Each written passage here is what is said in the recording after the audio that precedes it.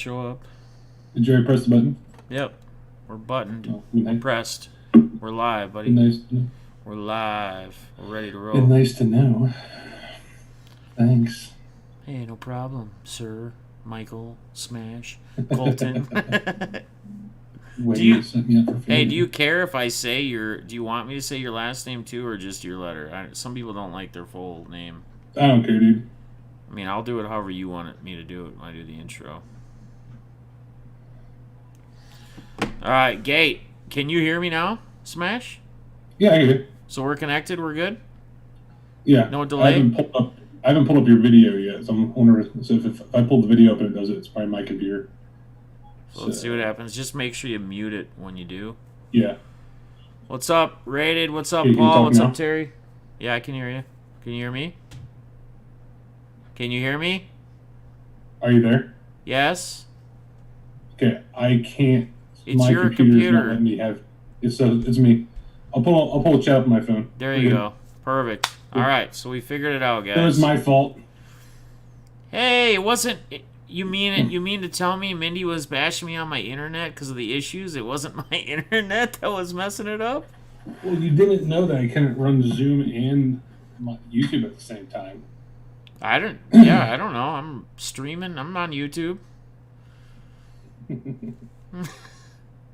Apparently, you can't run it this way. I'll just pull a chat. All right, cool. They can hear us both. Yeah, it's almost better to do it that way anyway, to be honest with you. So. There you go. All right, we'll give it another minute. I think we just lost half of our viewers, though. They said, "Forget it. These guys got tech issues." We'll watch it later. It's your fault. I mean, yeah. It's all good, buddy. What are you drinking in that cup? Anything good? I just water. I'll get smashed later during the interview. Nice, nice. Start off clean. All right, so sound is good, guys. Everything is clear before we officially start this. You can hear him. Smash you can hear me. I can hear you. How does he sound? Is the volume good? Am I too loud? Is what I'm worried about. Is he too loud? Adjust mine down. What's up, Sam? I'm gonna give it another like 30 seconds because I'm not seeing many of the people we had before, and I think it's not just popping up for them yet. YouTube and notifications. Yes, we're back, guys. We'll get started here in 1 second. Because of what happened, I want to get a fresh go to everybody. We got Lewis Nouse, Jeff, Sam, Airtime, Don, Kristen, Terry, Paul Gates City, Rated Rookie, Jesse's in the house, Tim's in the house. Not loud enough for me, Tim says. Who's not loud enough? I'm not loud enough? Not too loud, though? Really? Try now. Talk, Smash. Me? Yeah. I am Smash. I am talking. How does that sound now? Smash can be a little bit louder for my preference. So am I too loud? Man, really, you're going to be like, do you have any more volume setting on your end? Or is that as high as you go? On Zoom I do. Let me get to it, hang on. What up, Dent? Yeah, we're back. We're good now. For some reason, he can't, on his thing, and the way it's set up, he can't have Zoom open and have YouTube on the computer at the same time. Is that better? I'm pretty much maxed out there, so can't go much louder on my end. Smash better now, he said. All right, I think we're good. Tim, adjust your volume. Other people are yelling at people to turn their volume up, and we're all sitting here maxing out. All right, guys. I want to welcome everybody to another night of In Depth with Defness. Tonight I have a special guest. Most of you know him as Smash, or maybe you know him as the man from the Rippin' Gypsy. But I know him as Michael. How you doing tonight, Smash? So, how you doing, Jeff? How's Jeffrey today? I'm doing all right, man. I'm excited for this one. You know, we've talked a lot, and we've actually had a lot of time to talk. And when me and you get on the phone, it's hard to get us off a phone call that's less than an hour long. So I feel like the way we wanted to approach this, the way you wanted to do this in depth tonight, is going to be real fun, and it's just going to be a little bit different than a lot of the in depths I've done. So I'm looking forward to doing this tonight. Are you ready to get in depth? Oh man, let's do this. Let's have some fun. All right, man. So as always, I want to kind of just start with a little bit of the background as far as where you grew up, kind of how the childhood was, and then we'll take it from there. So, My story starts in a small town in Iowa. I was born in Des Moines, Iowa. Grew up in Newton. Newton's best known for a rock band called Slipknot, so that's my claim to fame from my hometown. Wasn't there very long. Moved around to North Dakota, Philadelphia, and then to the Cincinnati area by the time that I was 4 and 5, and that was due to my father's work. Um, with that, kind of childhood wasn't the greatest. I mean, early years. Fortunately, I grew up with an abusive father that lasted until I was 7 or 8. Um, Dealt with a lot of those issues, as a kid, and anger suppression and stuff like that. Fortunately, my mother got married again, and my stepfather deemed that I was going to be his, no, not physical abusive, but it was definitely mental, and there was a little bit of physical fights later on in my teen years. But so kind of rough growing up that way. It was one of those, they got divorced when I was a teenager, but kind of drove me to, I would never want to be home. So I pretty much did every extracurricular activity I could. It was a small area about 45 minutes east of Cincinnati called Brown County. To put that in perspective, the next county over had dirt roads and not running water. So we were on the edge of civilization. wow. With that, small high school, I graduated from a class of 300, but pretty much did everything I possibly could not to be at my house. So for most of that was soccer. That was sports. So through my high school career, I actually varsited in pretty much varsity in soccer, tennis, football, bowling, wrestling. Did a lot of choir stuff growing up. I was actually part of our choir won Ohio's championships 3 of my 4 years I was there. And that feeds back into, sports as a whole mean a lot to me, and coaches meant a lot to me. So I used positive coaches to kind of replace that missing father figure. With that, I had a kind of a experience. I was 15, living in Cincinnati with my mom, and my dad lived in Des Moines. Saw him every summer for a week or two. And I realized at that age, at 15-year-old, where you're trying to figure out who you are really in life and use the next 2 or 3 years of your life to plan the next 60 or 80. And I realized I didn't really know who he was, and did he really know what he did to me? And so I figured the best way to do that would I called him one night and said, "Hey, I want to move out, live with you." And it wasn't anything against my mom, and I had a long conversation with my mom that it wasn't anything she did wrong. It wasn't anything that I just needed to figure out who this part of me was. Gotcha. She then shared a story which I never knew. Unfortunately, until around the age of 4, my dad had a surgery. My mom was a nurse, and she was taking care of him after the surgery. And apparently, she did some research years later, and the gauze she was using to redress his wounds and pack his wound for a couple weeks was iodine bedded, which anybody knows anything about iodine. It can do, if you overly absorb iodine, it causes personality shifts and mood changes and all that kind of stuff. Wow. We did the math, and that's about when he started becoming physically abusive to me. When I say physically abusive, I'm not one of these. No offense to people, snowflakes. I mean, I was being thrown on stoves that were lit on fire. I had fly swatters broken over my back. Glass bowls broken over my head, being stepped on. I'm a big dude. My dad was bigger than me. He was 450 pounds. So it wasn't like I got swatted every now and then. It was, it was hell for a few years. I always had excuses. My mom never knew what was going on. Right. We always, me and my older brother, and I had an older brother 3 years older than me. I had a younger brother, 3 years younger than me, and a younger sister, 4 years younger than me. And of course, my older brother was fast enough to get out of the house. I wasn't, and also I would take it because I didn't want anything to happen to my little siblings. Right. So I got to move out with him for a year in Des Moines, my 15 to 16 year. My claim to fame while I was out there, I got to play high school basketball with Kyle Orton, who was an NFL quarterback for a bunch of teams. Mm-hmm.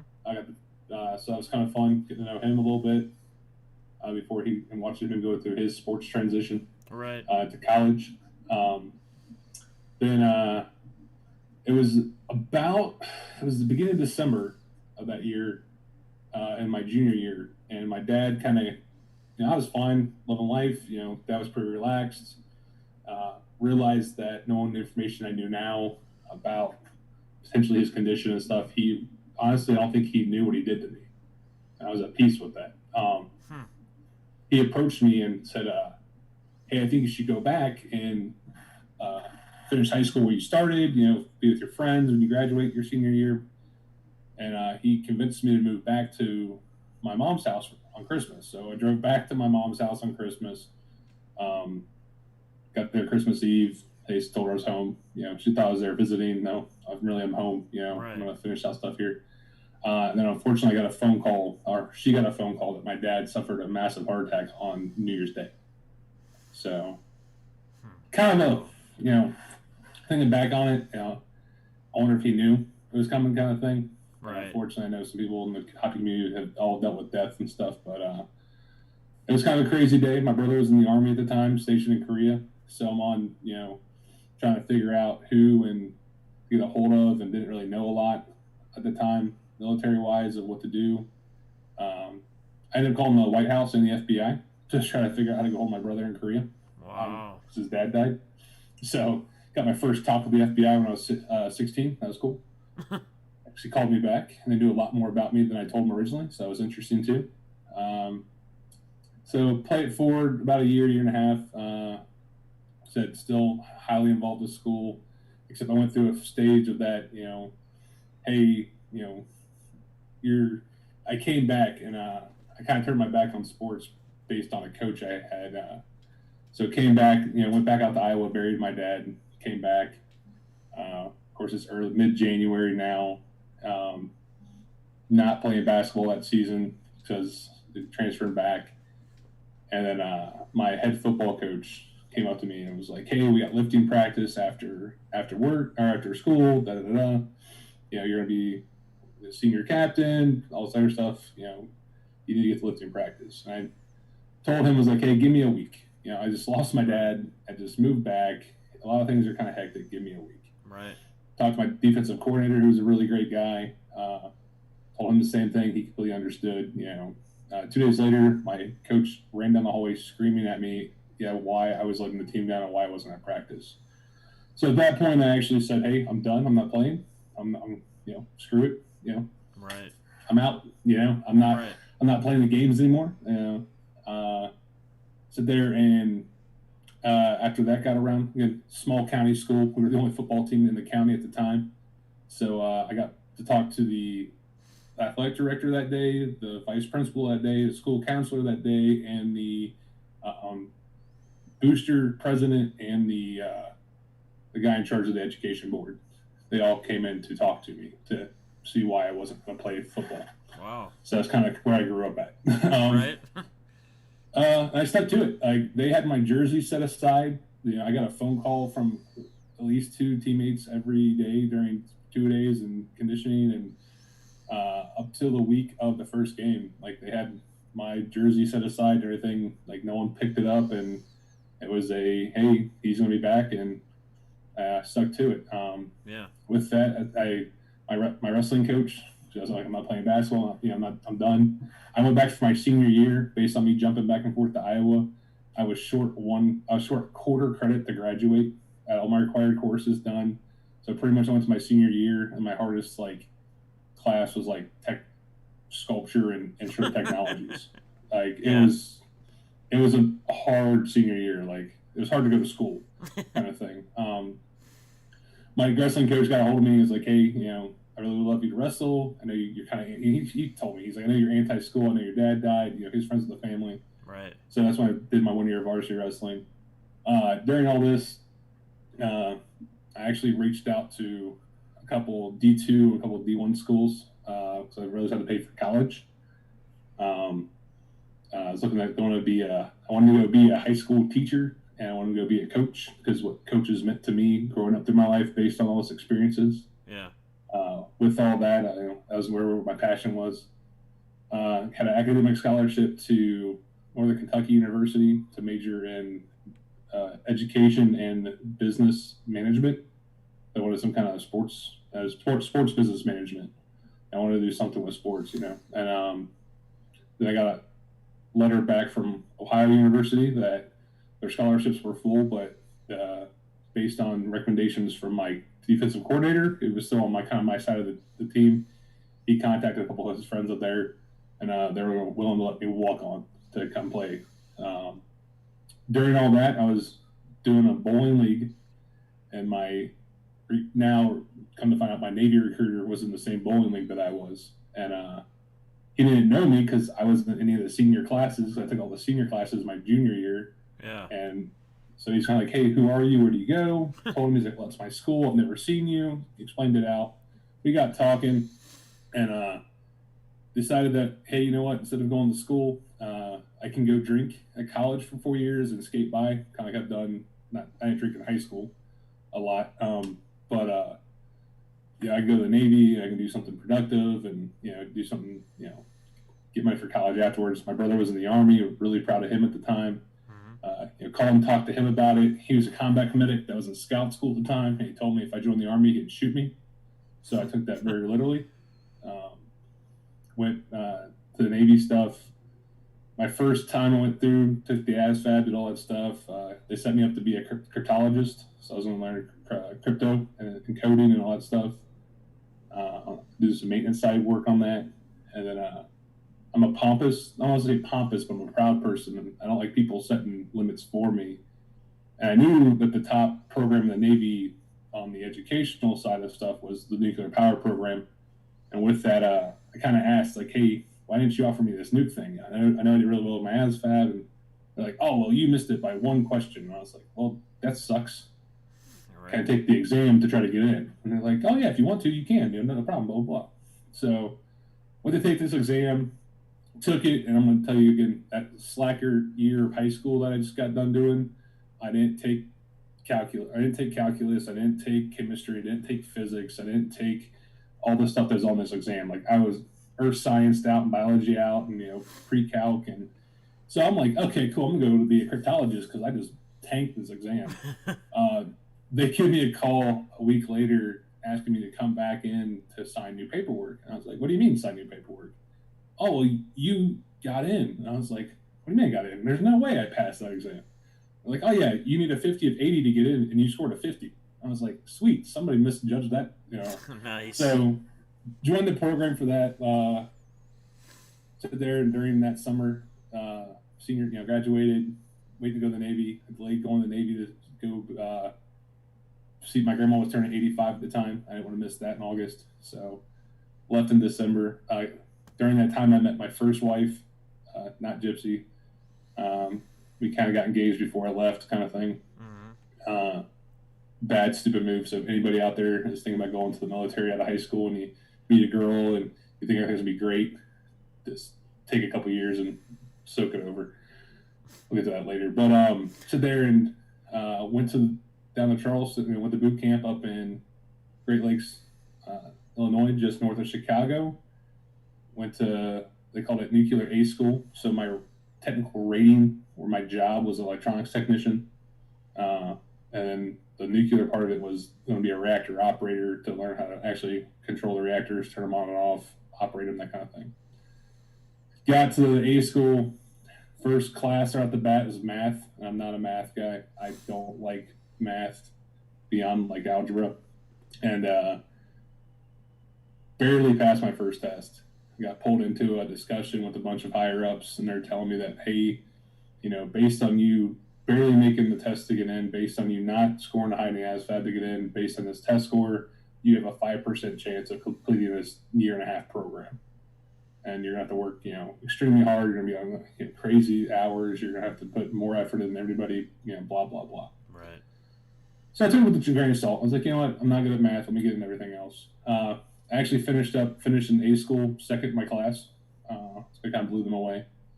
Went to the power school pipeline, where you learn all the physics and you learn all the thermodynamics and all the theory operations and stuff for actually the reactor and all the stuff nuclear based.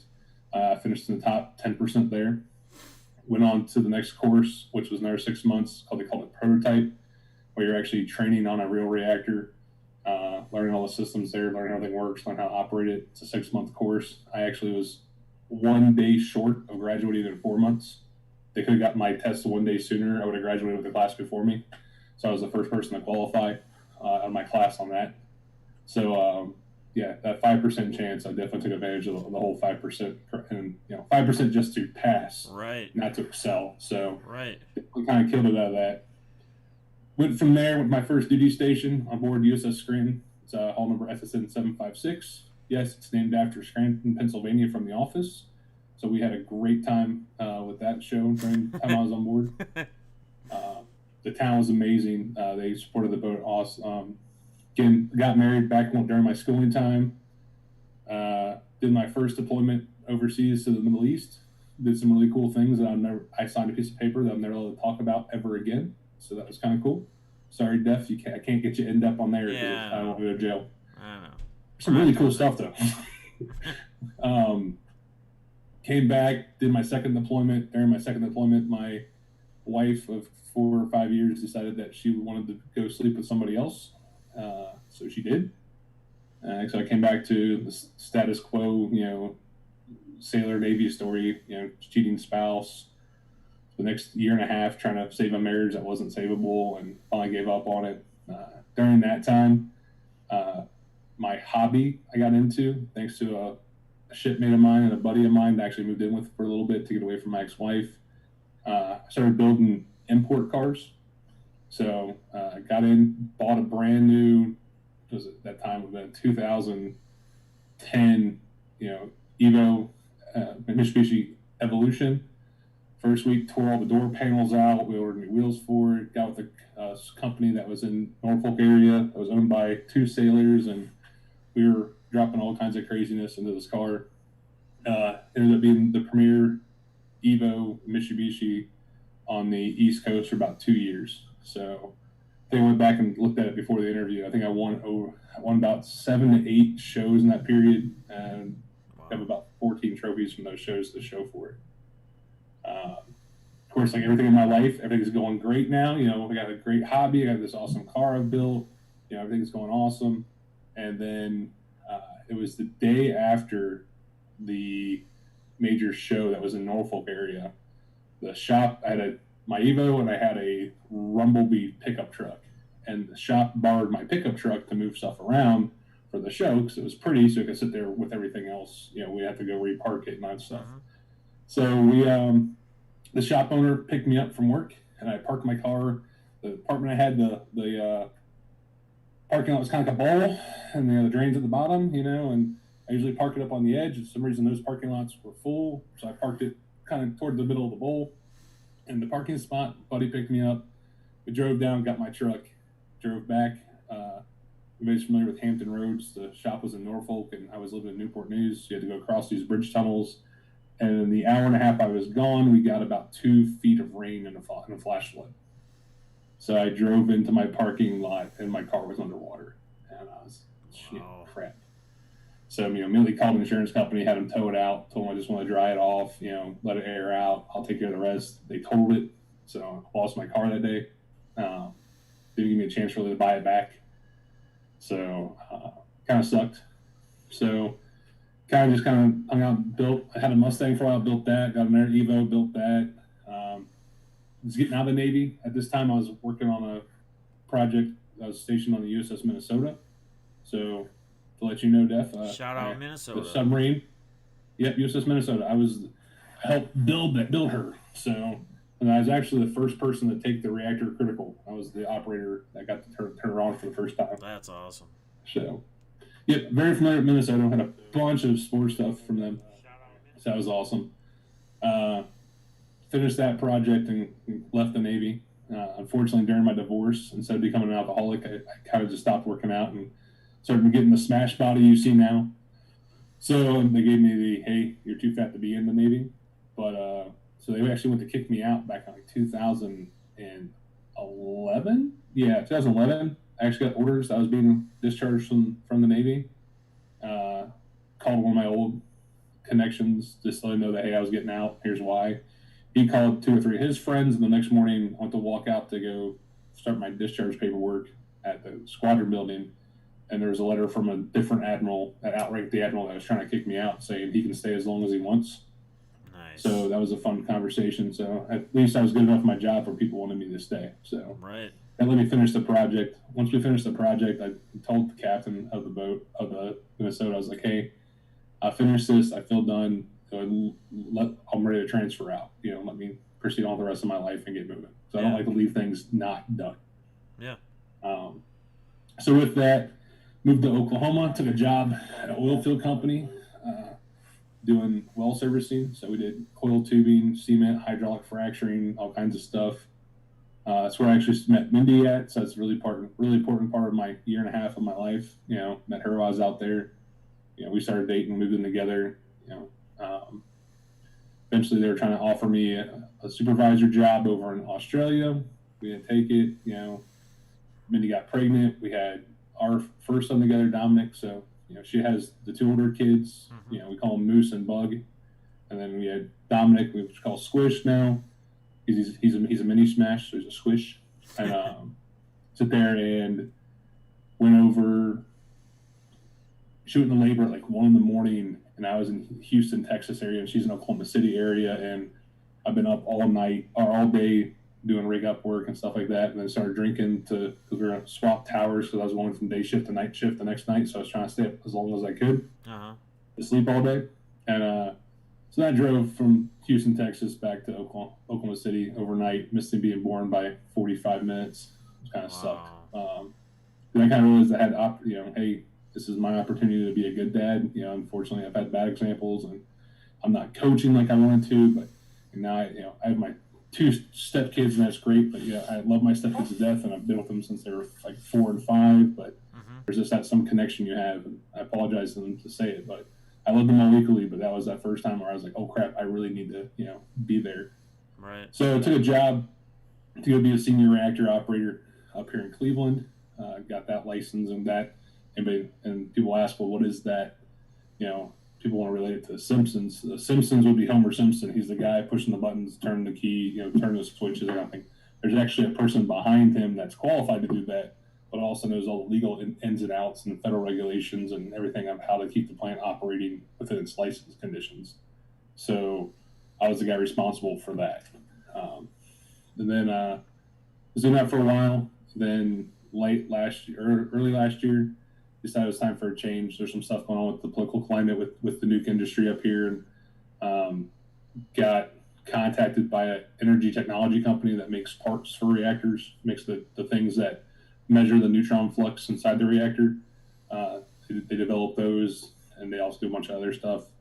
One of the projects that we're actually currently just got uh, brought to the table with all this new Space Force, SpaceX, and all Mm-hmm. this stuff going on was there's actually a department of the government is looking at making the first nuclear reactor to go into space. So it'd be the first warp core, is what I'm calling it. Of course, I'm on calls with people calling it a warp core. They tell me not to say that because it's not the real name of it. But so that's kind of a cool project we're working on now, and it gave me a lot more time to go back with the family and stuff like that. So that's kind of where I'm at now.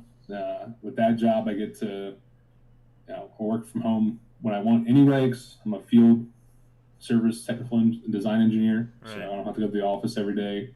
Then I get to travel, and we've got customers in Europe and Asia, all over the U.S., Mexico, Canada. So I get to travel usually.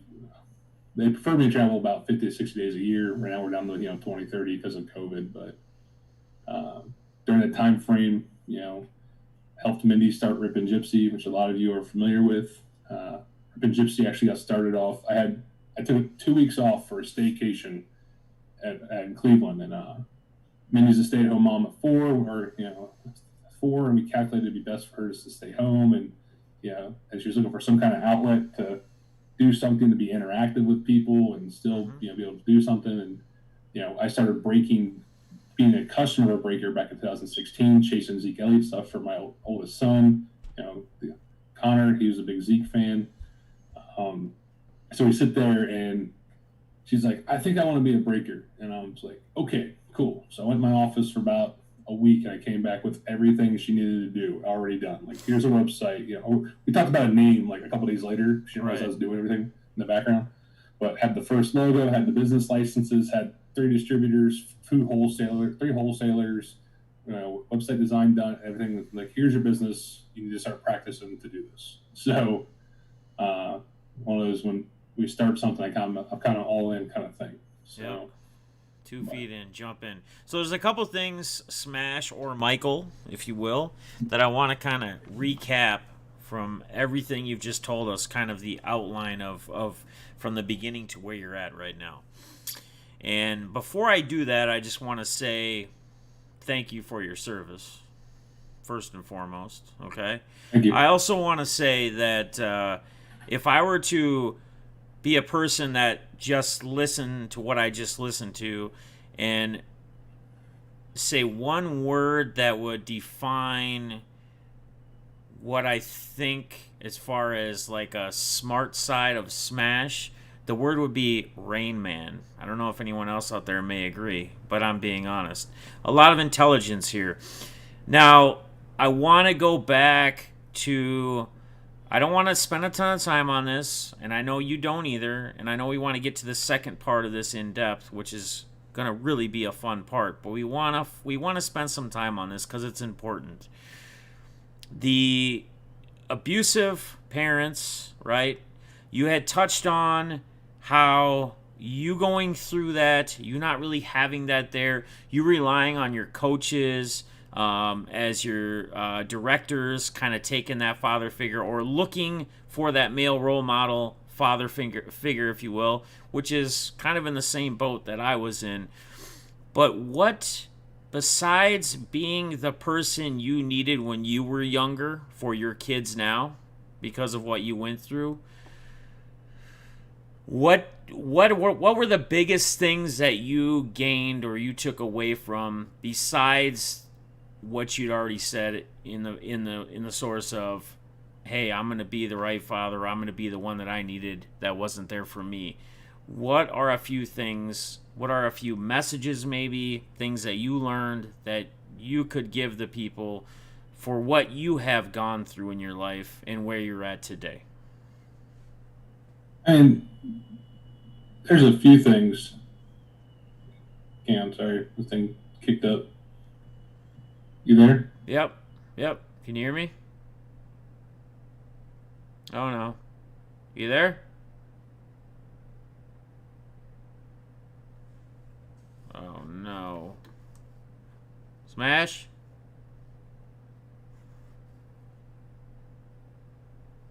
Smash?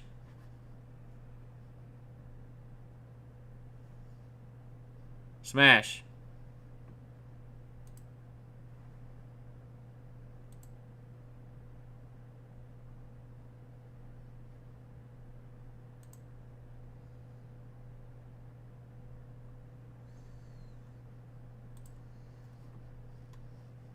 We lose him?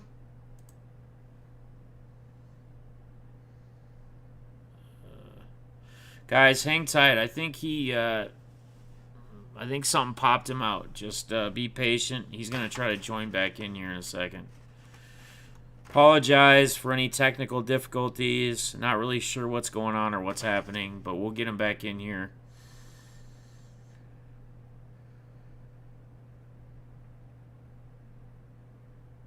He should be able to join. Oh, man.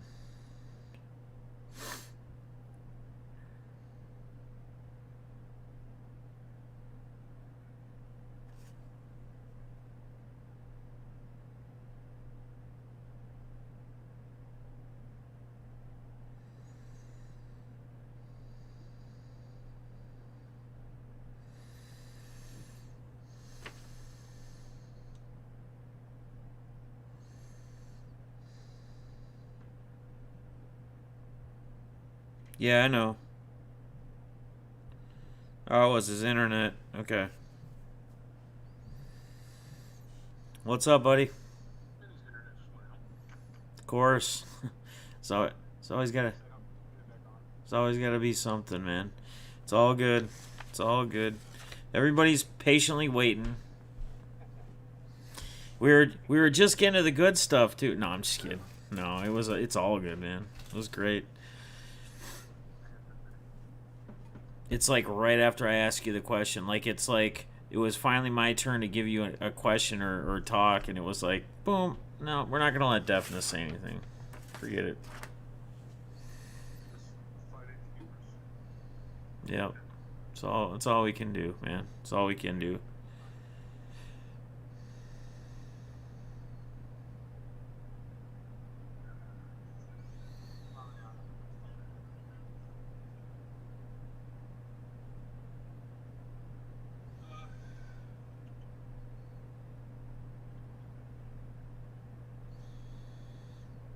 You didn't like lose power, did you?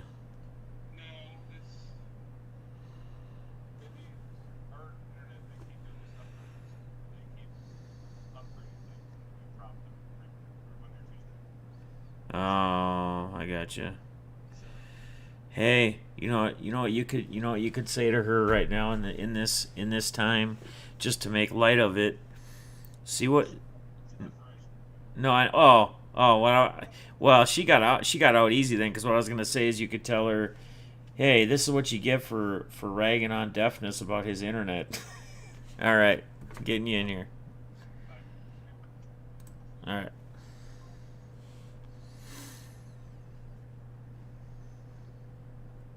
All right. We're back. Can you hear me?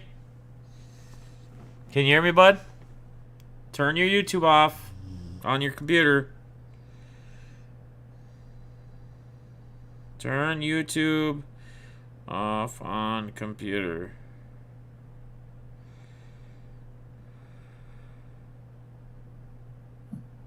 All right. Can you hear me? You got Yeah, I me? got you. All right. Sorry about that, dude. No, it's all good, man. We're gonna. Hey, there's always right. Hey, this is Oh, this is almost a perfect. This little thing happening is almost perfect for kind of where we're at right now, and kind of the it's questions I brought up for you before it crashed. Right? Do you want me to kind of reiterate or re-ask kind of what I was saying, or do you nah. remember what I I was got saying? you. I mean, I Okay. got it. If you mean roll with it, it's up to you. Yeah, go for it. So first, thankful for all the coaches that did anything for me growing up. That means a lot, good or bad, and that's up to the person to decide what's good and bad and how they want to approach it, how you Right. want to use it. Uh, Everything from hey, you're going to be an abusive father. Hey, you probably won't finish this program. Hey, everything. I've hit so many kind of bumps or roadblocks or obstacles or shapes. Sometimes dead ends where there's nowhere to go. And I've realized it's how you personally deal with those obstacles defines who you are at the end. It's not, I've seen so many people of, oh, well, I'm this way because of my parents, or I'm this way because of that person, or I'm this way Right. because it's all about your personal, how you take it. Yeah, sometimes it sucks, sometimes it's hard, Mm-hmm. I'm not gonna lie, everyone knows me. Oh, Mike's, Smash is the big bubbly guy, or Mike's the Rock, and Mike's this that.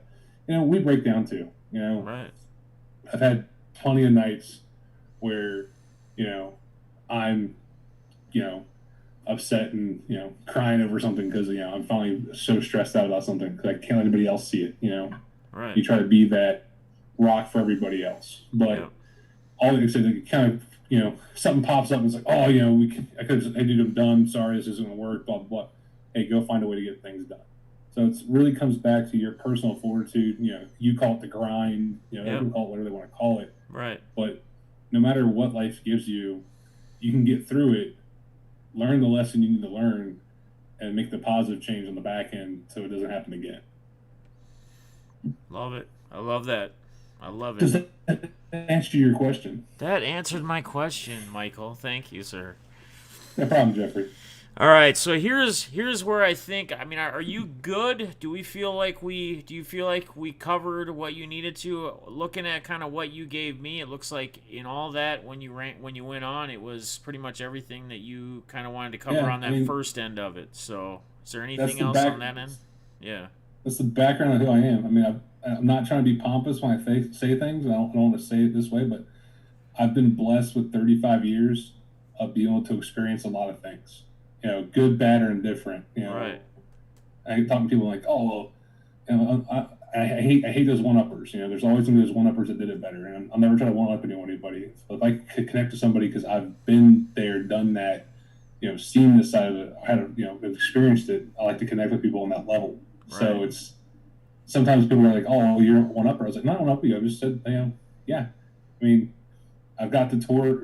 There's things I've got to do that you have, and it's a vast variety of them. And if I haven't done it yet, guess what? I need to go experience that. So I need to figure out from you how to do that.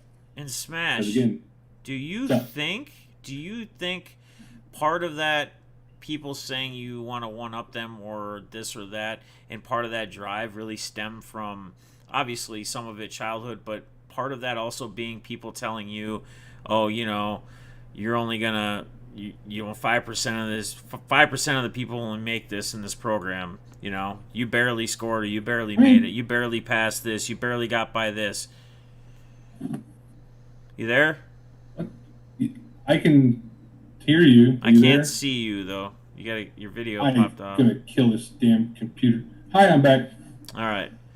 Did you hear what I was This is the saying? first time you streaming from my computer. Yeah, I heard you the whole time. Okay. So sorry, you don't stream from my computer. So yeah, it might come into some of that. It might. I don't never try to one up somebody. I just try to, hey, no, I've been there too. I've done that too. Right. Uh, Maybe that the drive to go be and do more comes from being told a lot as a kid. Yeah.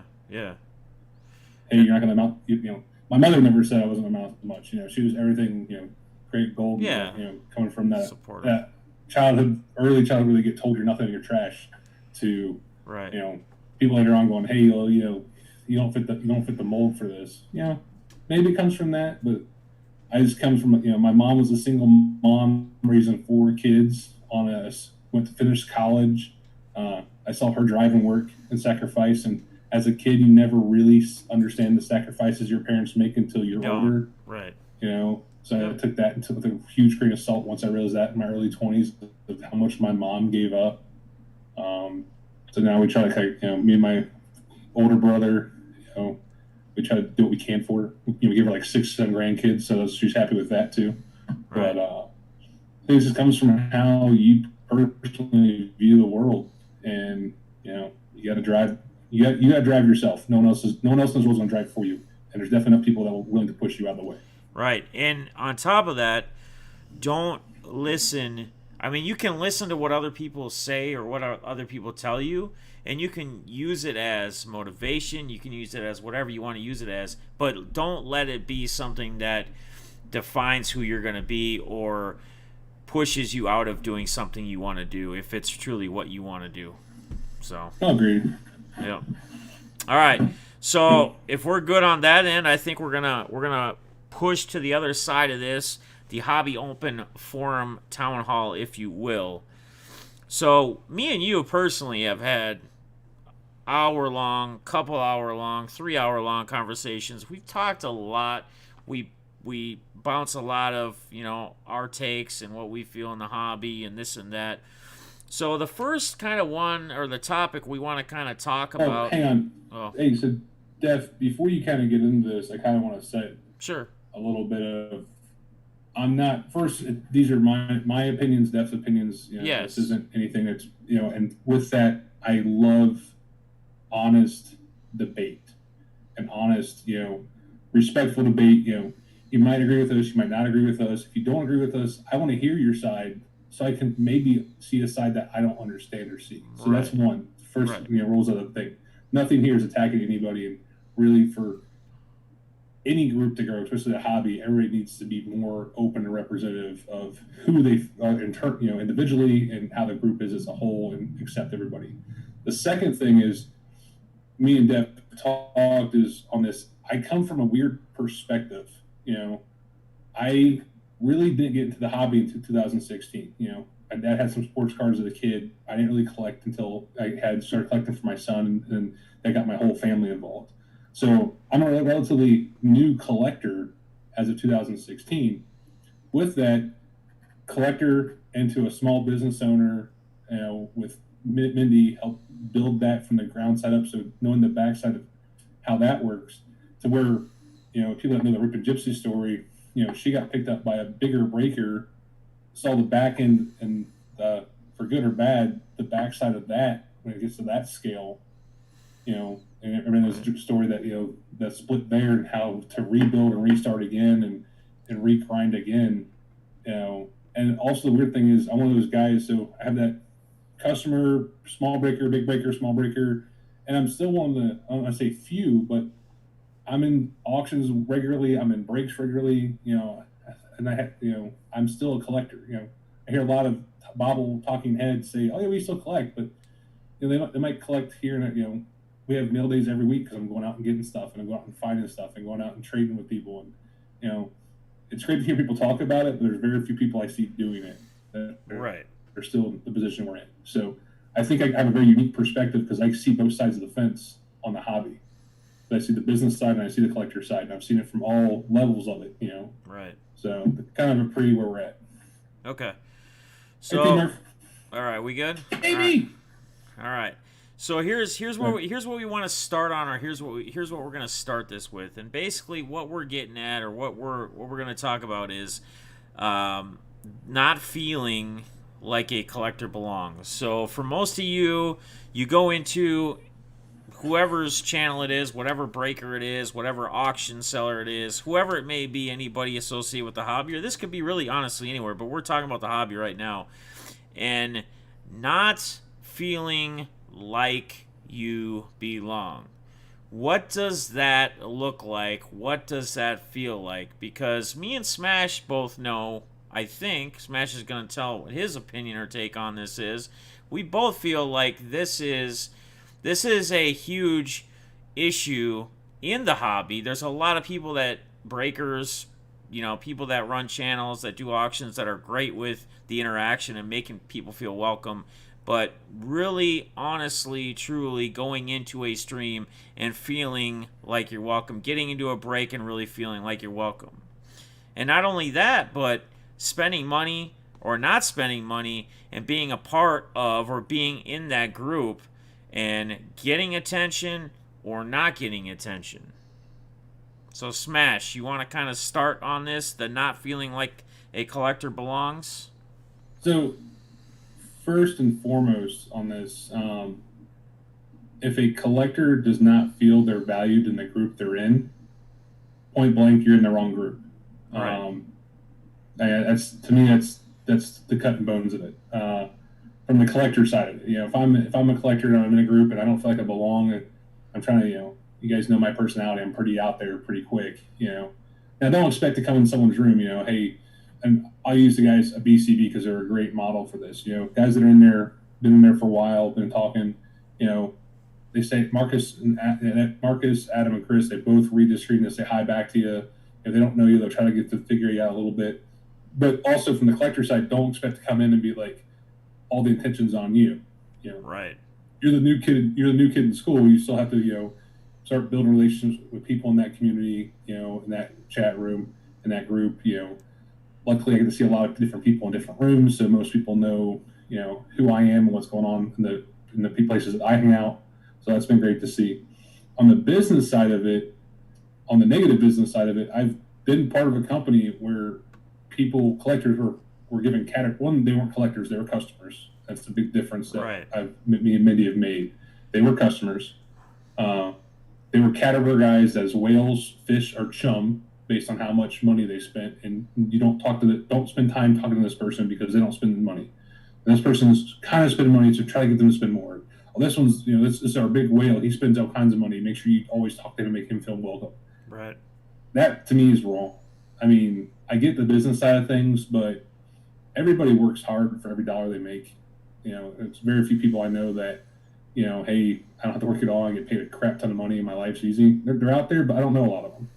Right. But the collectors that, I interact with on my daily, you respect each other, from a collector standpoint.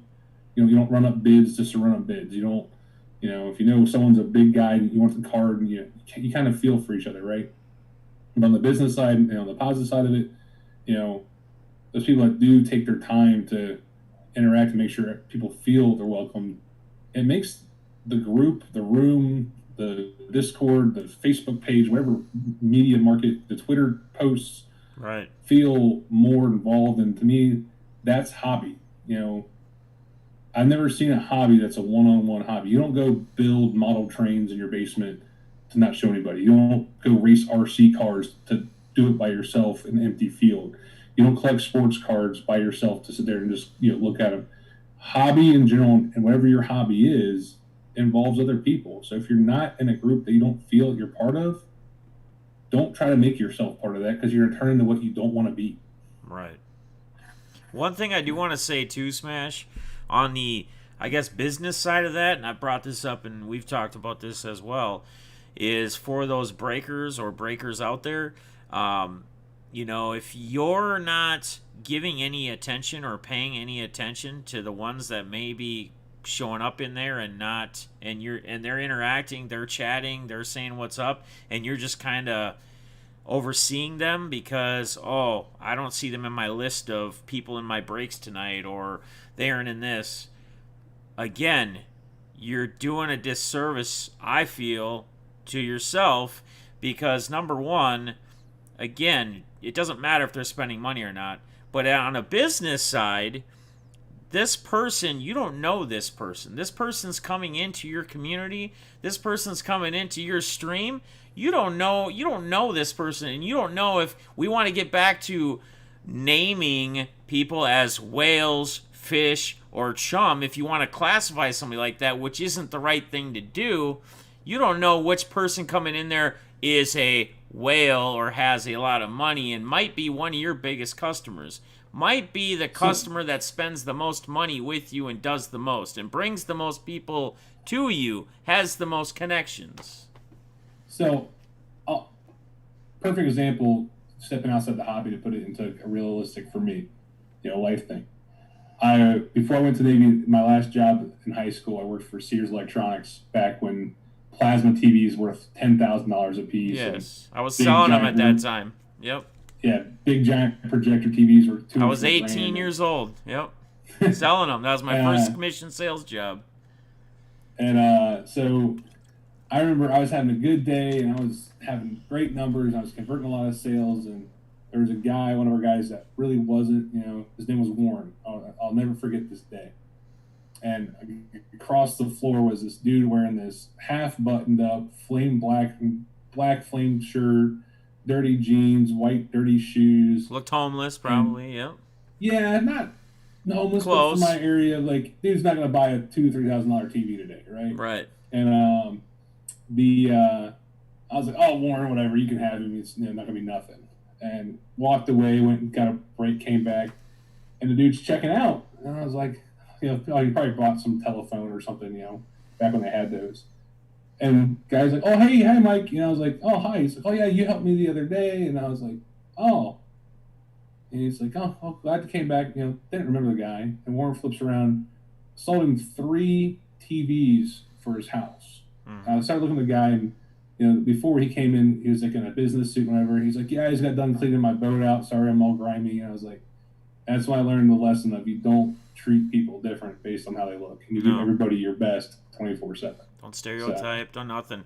And I want to just, I don't want to take a ton of time on this, but it's another story somewhat like what you're saying. But in my first sales job, I had one of the guys that I kind of watched and kind of picked up some things on. He had told me a story about a job he had working at one of those big like RV car lots. So he was quite a bit older. He had moved, so I was working for Circuit City when it was commission sales when I was 18, and you could actually if you were a good salesman, you could actually support a family. Like, I had a guy that I work with that had 6 kids. His mom stayed at, or his wife stayed at home, and he took care of the whole family. I mean, he was one of the top sales guys in the company, but he shared with me that he used to work at an RV lot, like the big RV trailers, and a guy walked in who, again, maybe didn't look homeless, but pretty close to, like he had no money, and three or four guys walked past him and didn't give him any attention. So he went back and asked him if he could help him once he got freed up with the customer he was with. And the guy told him that he was looking to buy an RV for his daughter who was getting married and his soon to be son-in-law, and one for himself. Nice. And the guy came back 2 weeks later and paid cash, bought two of them. I mean, you just can't, you cannot, you don't never know, man. You don't know. And the same thing goes for knowing what someone's going through. So the next, are we good there? So the next topic, hobby breakers versus business breaks or breakers. So this comes to my rant. And this is collector side versus business side of it. It's, I get asked a lot of, oh, hey, because Mindy is very open with our business and how we do our modeling and, who we affiliate with and who we talk to. And, we're not shy about it, Right. You get a lot of people asking, oh, I would hate to be a breaker. And, we're like, hey, you really need to have X, Y, Z, you really need to have this, that, and the other. This is how much time it's going to take. And one of the biggest things that always irks me with breakers, and it isn't even breakers, it's even auction sales guys, it's even card sales guys, oh, well, I take Venmo and PayPal friends and family and Cash App. And it's like, so you don't have a company? Well, yeah, I'm a company. It's like, so you have a business license? Well, no, this is my company. And it's like, now, and guys, if you're going to go do stuff, I'm not saying card sales, you got to go to a business license. I'm not saying auctions get a business license. The reason I say breakers because you got to start getting distribution lines and that kind of stuff set right. up. But it's they're called sellers fees for a reason. I've backed out of deals as a customer where didn't know the guy from Adam. It was a $500 deal, and I'm like, hey, so I sent $500, and I didn't say beforehand goods or services. I didn't say friends and family. It's kind of my fault for not saying that. But right. I'm like, hey, just met the dude. It's a Facebook deal. I sent $500 over goods and services, and the dude calls, well, I can either send your cards not in top loaders to say I'm shipping, or I was like, well, dude, you told me you're going to send the cards this way. This way, you told me I need to pay $500. I paid the $500. Well, you're trying to scam me. And I was like, no, dude, you're the seller. I'm not paying your fees. He's like, well, I don't care. His response to me back was, I don't care if you have to pay $10,000 for me to get $500. I want my $500. Wow. I was like, well, you can refund me. Right. Oh no, I don't want to do that either. Well, dude, I'm not paying. You can ship me the cards, or I can file. This is the exact reason I did goods and services, in case you did something stupid. Right.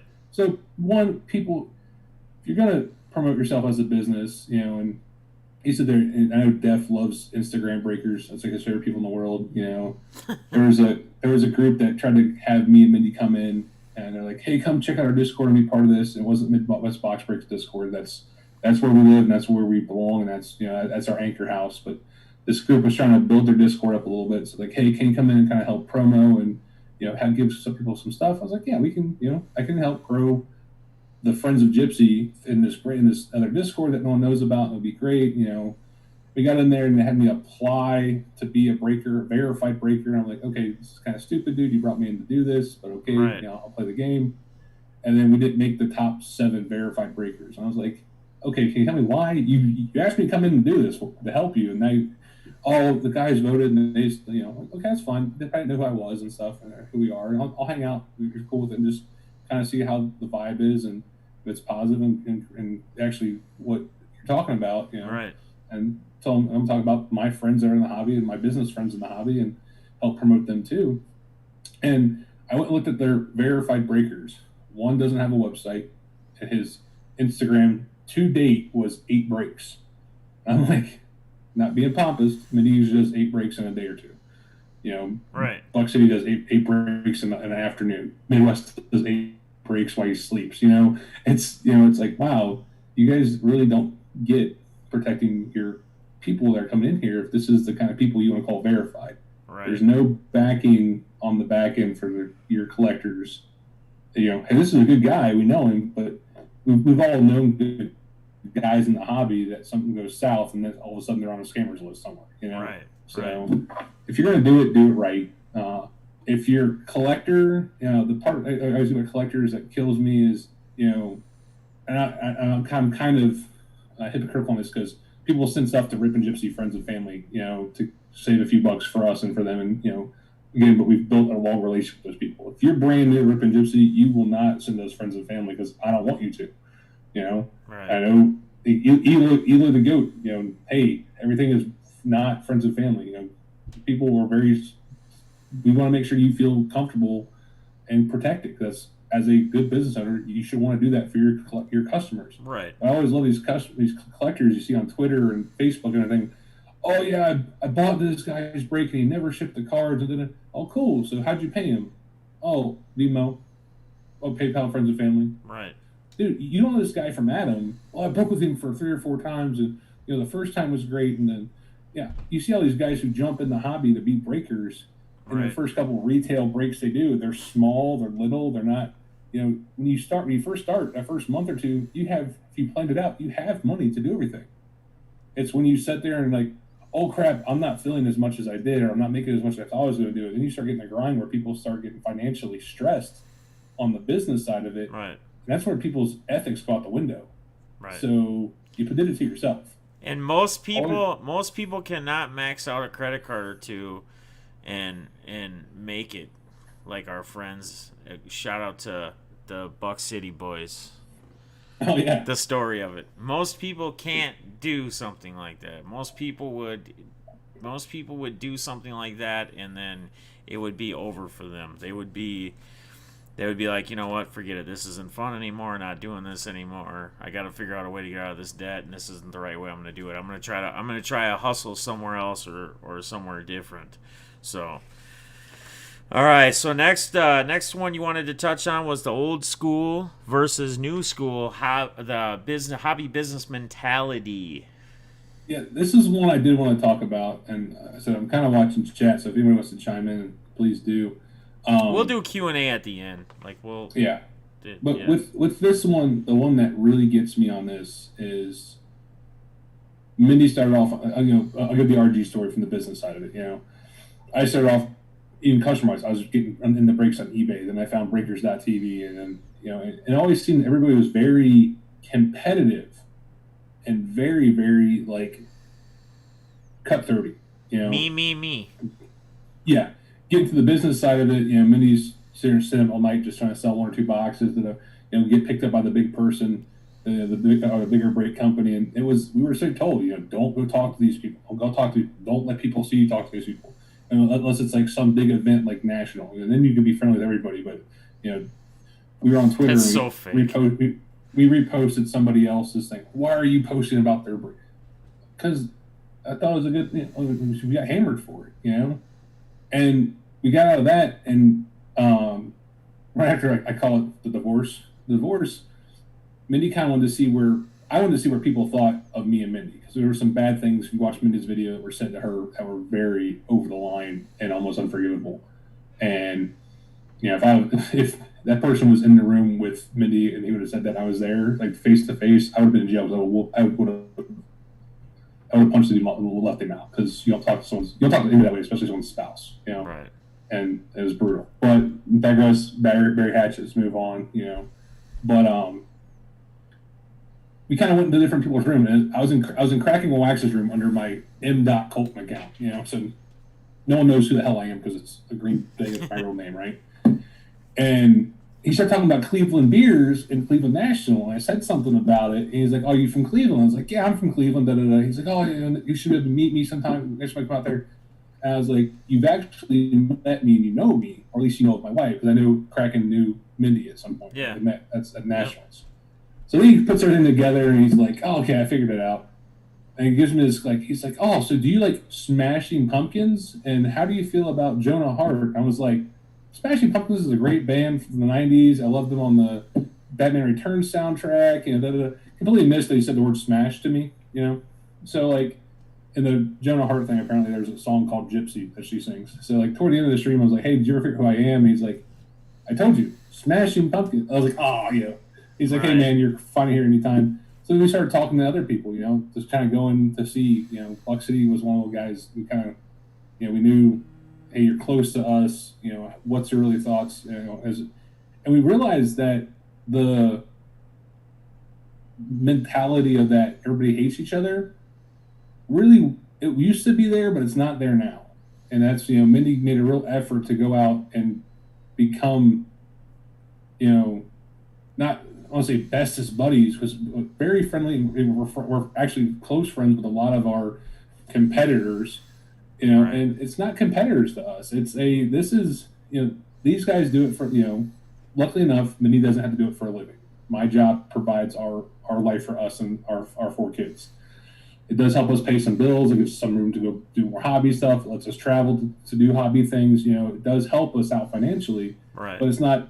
If we shut it down tomorrow, we wouldn't be out of a house. Some of these guys have made it their life, and we respect them fully for it. And I want to help them get help them get to there.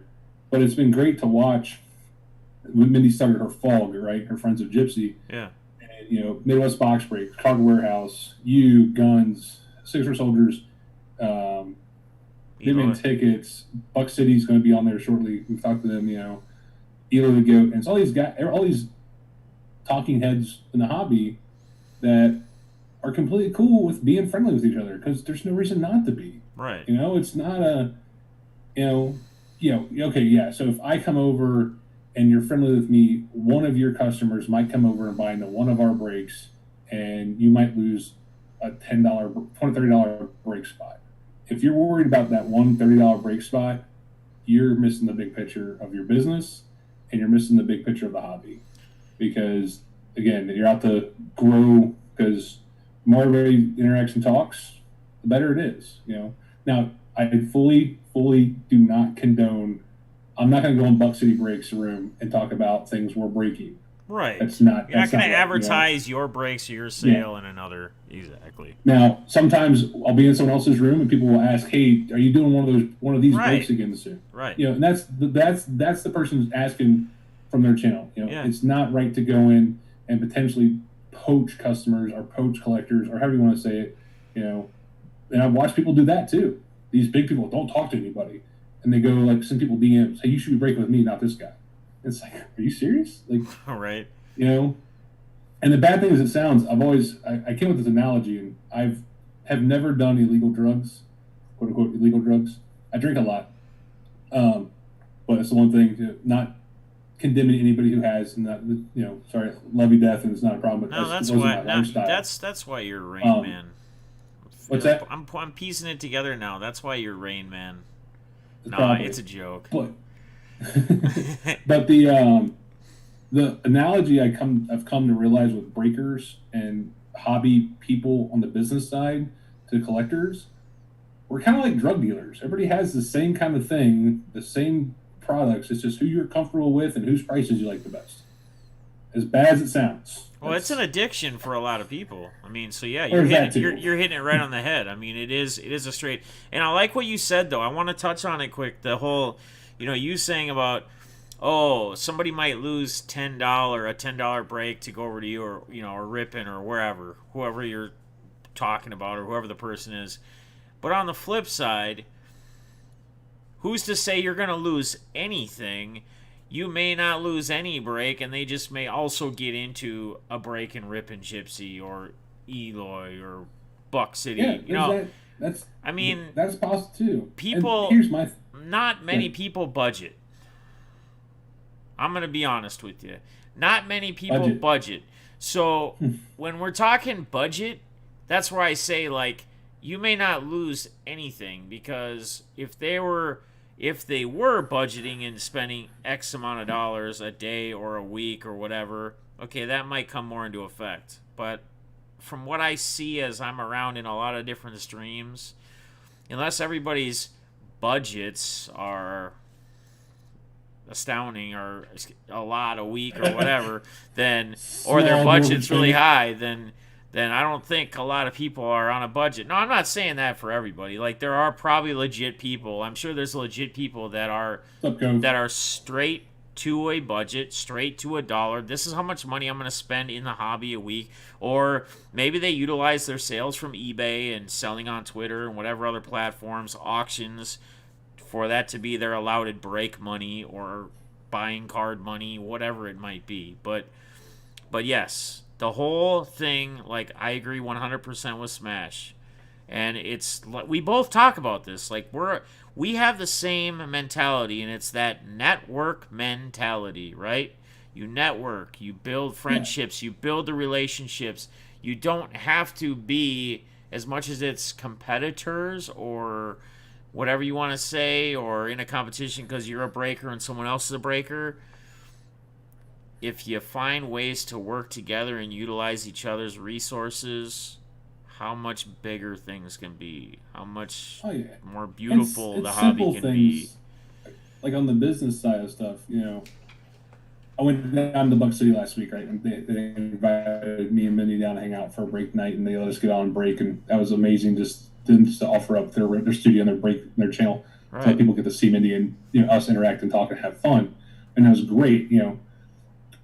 I first walked in, I was like, hey, and I talked to this Adam. I was like, hey, man, the one thing I have a hard time with your stream, to speak constructive, is you guys are always kind of soft on your volume. And I have to crank the computer up, then like take def down to like almost zero, and I can barely hear you. I'm like, can I look at your setup and what's going on? He's like, yeah. So he comes in, and he has a Yeti mic that's flipped down.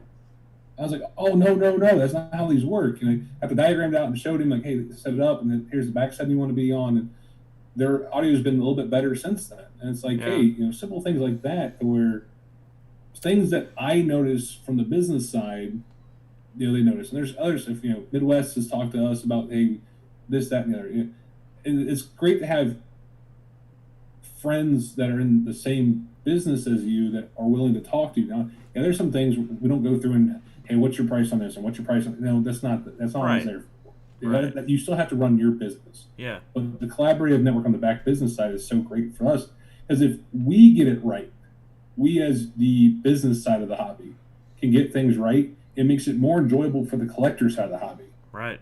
How you go into someone's stream and you like the person, but hey, their video is always grainy or their audio is always off, or that's not good for you as a person, as a collector. Right. And because you like them, but you don't want to be there because it's not enjoyable, Right. Then on the collector side of stuff, if you find yourself like trying to, we had a collector that came and bought like a bunch of stuff on a Star Wars break, a couple of different breaks, a box or two, and apparently as soon as his name popped on the screen, another breaker was hitting them up going, hey, what are you up to? What are you doing? And like, they weren't breaking. They were their night off. Right. And it's kind of weird. As soon as my name came on the screen, I got contacted by this other guy. So think about who and how people interact with you. Right. Yeah. Just kind of align yourself where you want to be. So that's my thing. You want to take some? I want to hear what people have to say. Cause, I want to do one more thing. Our timing is kind of off because of all the pauses and whatnot. So man, we're like maybe technical issues. Yeah, we're maybe an hour 15, but we're really not an hour 15 of actually really going on. I wanna do one more kind of forum, if you will, on one more topic, and this is something that I see being an issue in the hobby, and we're gonna talk about it. So, Smash, what is your take on? And this is going to be more on this won't be as more of a breaker. This will be more on a seller side. But it's just your opinion when you're buying and when you're seeing, you buy cards, you buy singles, you buy things on eBay, you buy things on Twitter. You got, you as well. What is your take on how a card is presented? So what I mean by presented, how it's shown as far as what it is in. So whether it's in nothing, it's in a penny sleeve, it's in a top loader, or it's in a one touch. Okay? So let's just say card A is shown in a one touch, and that's how it's pictured for the sale. Now, whether they state in the description or in their ad or whatever they say, regardless, they say This does not come with this, or they don't say anything at all. Either way, and then they don't ship it to you the way it's presented, so it doesn't come in that one touch, or it doesn't come in that top loader it was pictured in, or that penny sleeve. What is your take on a card being shipped differently than how it was presented? So, take from a customer side is I'd be upset. This flat point out. Yep.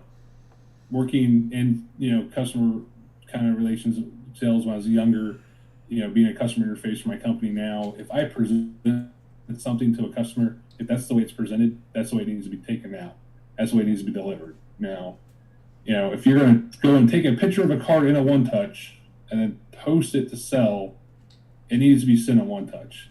Now, on the flip side, if you post a card in a penny, just in a penny, and you ship it on top Oh, loader, right. that makes sense. You're Yeah, going yeah, above. yeah, yeah, yeah, what you need yeah, to yeah. be I'm to saying ship it. going below. This is, get you, but maybe I worded it wrong. Going below I'm going to cover both ways because there's always two sides of these conversations. That Right. people, well, if this happens, it'd be okay. Well, yeah, because you're doing more to protect the other hobby member to make sure that you can Right. always go up. You can do that. Yes. You can always Right. always. It's called a delighter. I've been to these classes that talk about customer focus and all this other stuff for my job. And it's a delighter. You bought a card that was pictured on a white mat and it was done well, and it came in a top loader. Hey, you're happy because it came better than you expected. Yeah. Or your expectations for it to come in top loader. Right. Now, from a business side, if you present something in a top loader or a one touch or wherever you present it, there's always that legality of you can put down the notes will come in a top loader. Okay, at least you get to present it. But if you don't say anything, that's ethically wrong. From Right. a business side. Right. I have a friend that's a realtor, and they had to fight on one of the houses they bought because they bought the house and it had all this brand new, nice stainless steel kitchen.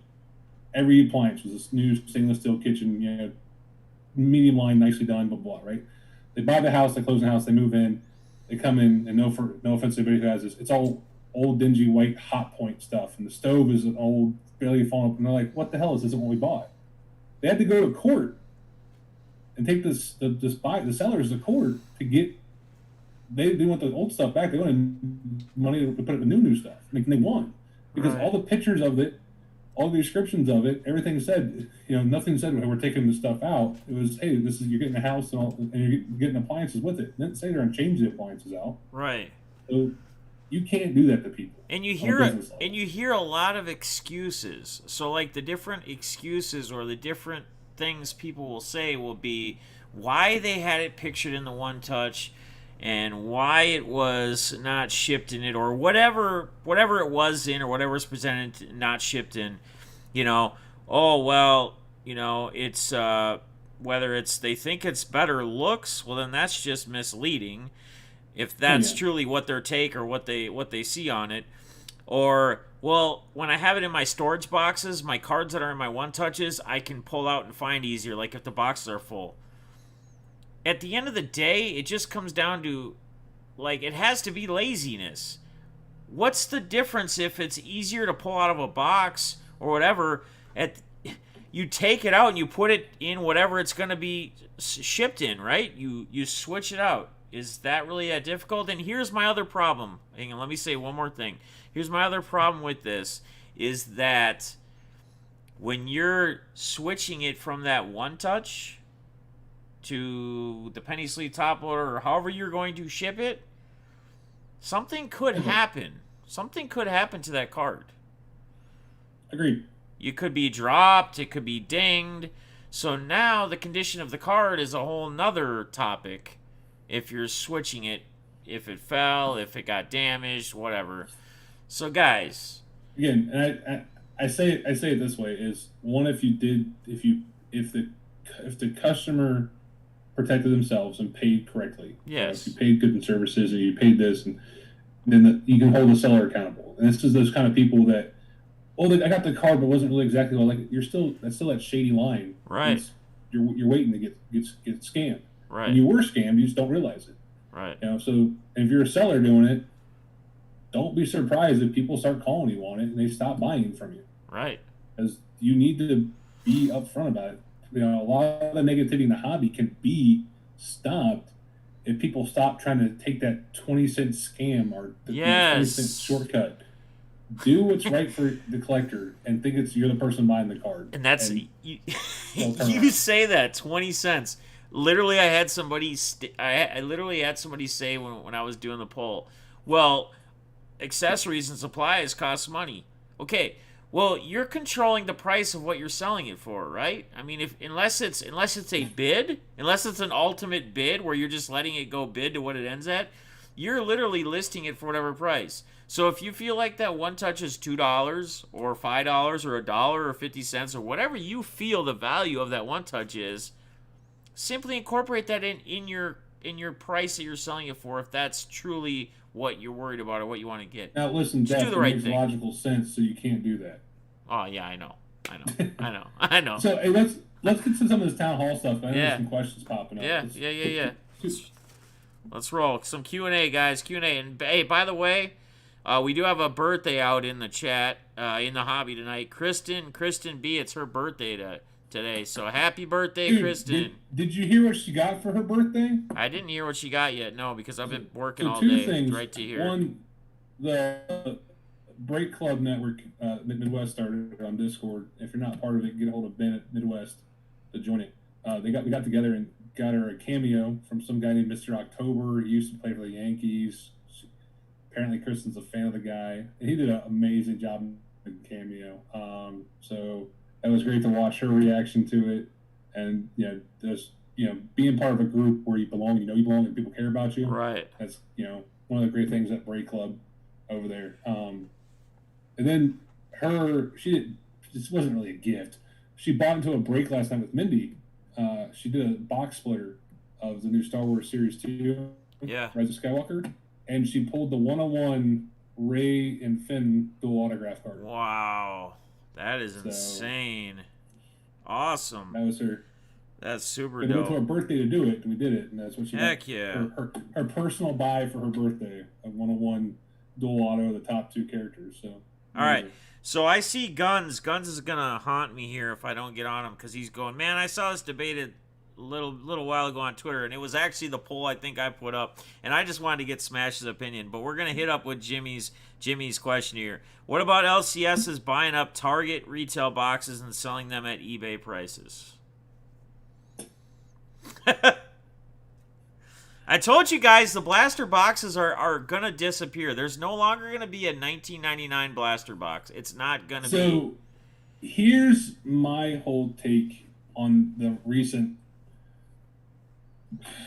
people losing their effing loving minds on blaster boxes in retail. There was a shortage, and there was like toilet paper, and everybody went crazy. And hopefully it comes back to hopefully Topps and Panini gets back to help right the system and gets production back out. My personal take on anybody on the business side that has business connections going. Now we're talking about. I guess there's two. You talk about going to Target. Going to a Target and buying all the blaster boxes, mega boxes, packs, or whatever, and then going back and flipping a buck and trying to jack it up. I think it's ethically wrong, because I know from ours, we have access to all that through distributors, through wholesalers, through other people, where we can get it usually a little bit cheaper even than Target gets it. And Let's be honest, Rip and Gypsy's not a huge company. We're not an LCS. We're not a big breaker. We're not even a medium breaker. And if I can go get the stuff pretty easily, then maybe you should be a business and go do your business things, Right. Now, if there was a couple guys that got on, like No Dacker, great dude out of North Dakota. No Dacker Flip Life. Shout out to him. Yeah, No Dacker went and found something. He wiped the store out. He took everything the store had for Bowman and Mosaic, and he said, "Hey guys, this is what it cost me. Here's how much it was to ship. If you give me a $1 for gas on top of that, I'll be happy." You know what? I'm cool with flipping stuff like that. I got four blasters from him. Yep, and it was not much different than what it would have cost me. so he wasn't out to sit there and make $20 a blast. I was in a stream the other night where I heard the breaker going. This blaster was $60 6 months ago, and oh, it's $550 now, and they weren't doing anything. So I was like, hey, open it, cause hey, I found this box randomly somewhere in my shop, and I was like, oh, open it, and he's like, I don't want to deprive you guys of being able to buy into a $550 box. I'm not going to open that. Dude, why didn't you bring it up? Right. Stuff like that where people are gloating about how much stuff is inflated. Now, yeah, if you go and sit on a case of 2016, 2017, umpty squat, whatever, and now it's doubled and that's what the price is, and that was your investment game, great. That's your investment game. You did it. Sell it, move on. If you're an LCS trying to go buy out Target and Walmart because you are trying just to make the quick buck and not really take care of your collectors, Right. to me, it's not ethical. No, I agree. From a collector standpoint, how you stop that, it sucks. You don't buy it. Right. Right. You just don't pay And, the price. yeah. So here's a Gate, good. Gate had a Yeah, good question. this is a good one. I was just gonna say that. So here's what I would say why people would do that. Because, well, first of all, let's explain something. And this is something I want to bring up because I think this is something that's this is where the hobby is starting to get to the wrong side again. Like, again, I talk about having fun, right? And the hobby, the breaking, opening packs and stuff should be entertainment, right? Setting the expectation or what your expectation is when you get into breaks. Your expectations should simply be, hey, I'm getting into this so I can watch this. It's entertainment. I might score some cards. If I hit a big one, awesome. But I'm not assuming or I'm not planning to. The problem is a lot of people buy into breaks, get into breaks. They go and get the Yankees or they go and get whoever in Bowman because they think they're going to hit that Dominguez auto to 100 or 50 or 25, or maybe they're even going to get the 101 and they're going to be able to sell it. And here comes the money again. It's the money side of things. We're looking at the money instead of the people, the fun, and the entertainment. So you get into breaks for the entertainment factor, to be in groups like Rip and Gypsy, Buck City Breaks, Midwest, BITG Breaks, where you can actually be a part and actually interact with people. You get to be in there with the entertainment and interact with people. And then on top of that, you may get lucky and you may hit something. But if you set the expectation level too high, it's going to disappoint you more times than not. And that's when the hobby doesn't become fun anymore because you're spending too much money and now you're broke. Go ahead, Smash. All right. So I'll take it from my standpoint of why I started getting into breaks. I said we were hunting Zeke Elliott cards for my son his rookie year. So back in 2016, right? So we're hunting Zeke Elliott cards.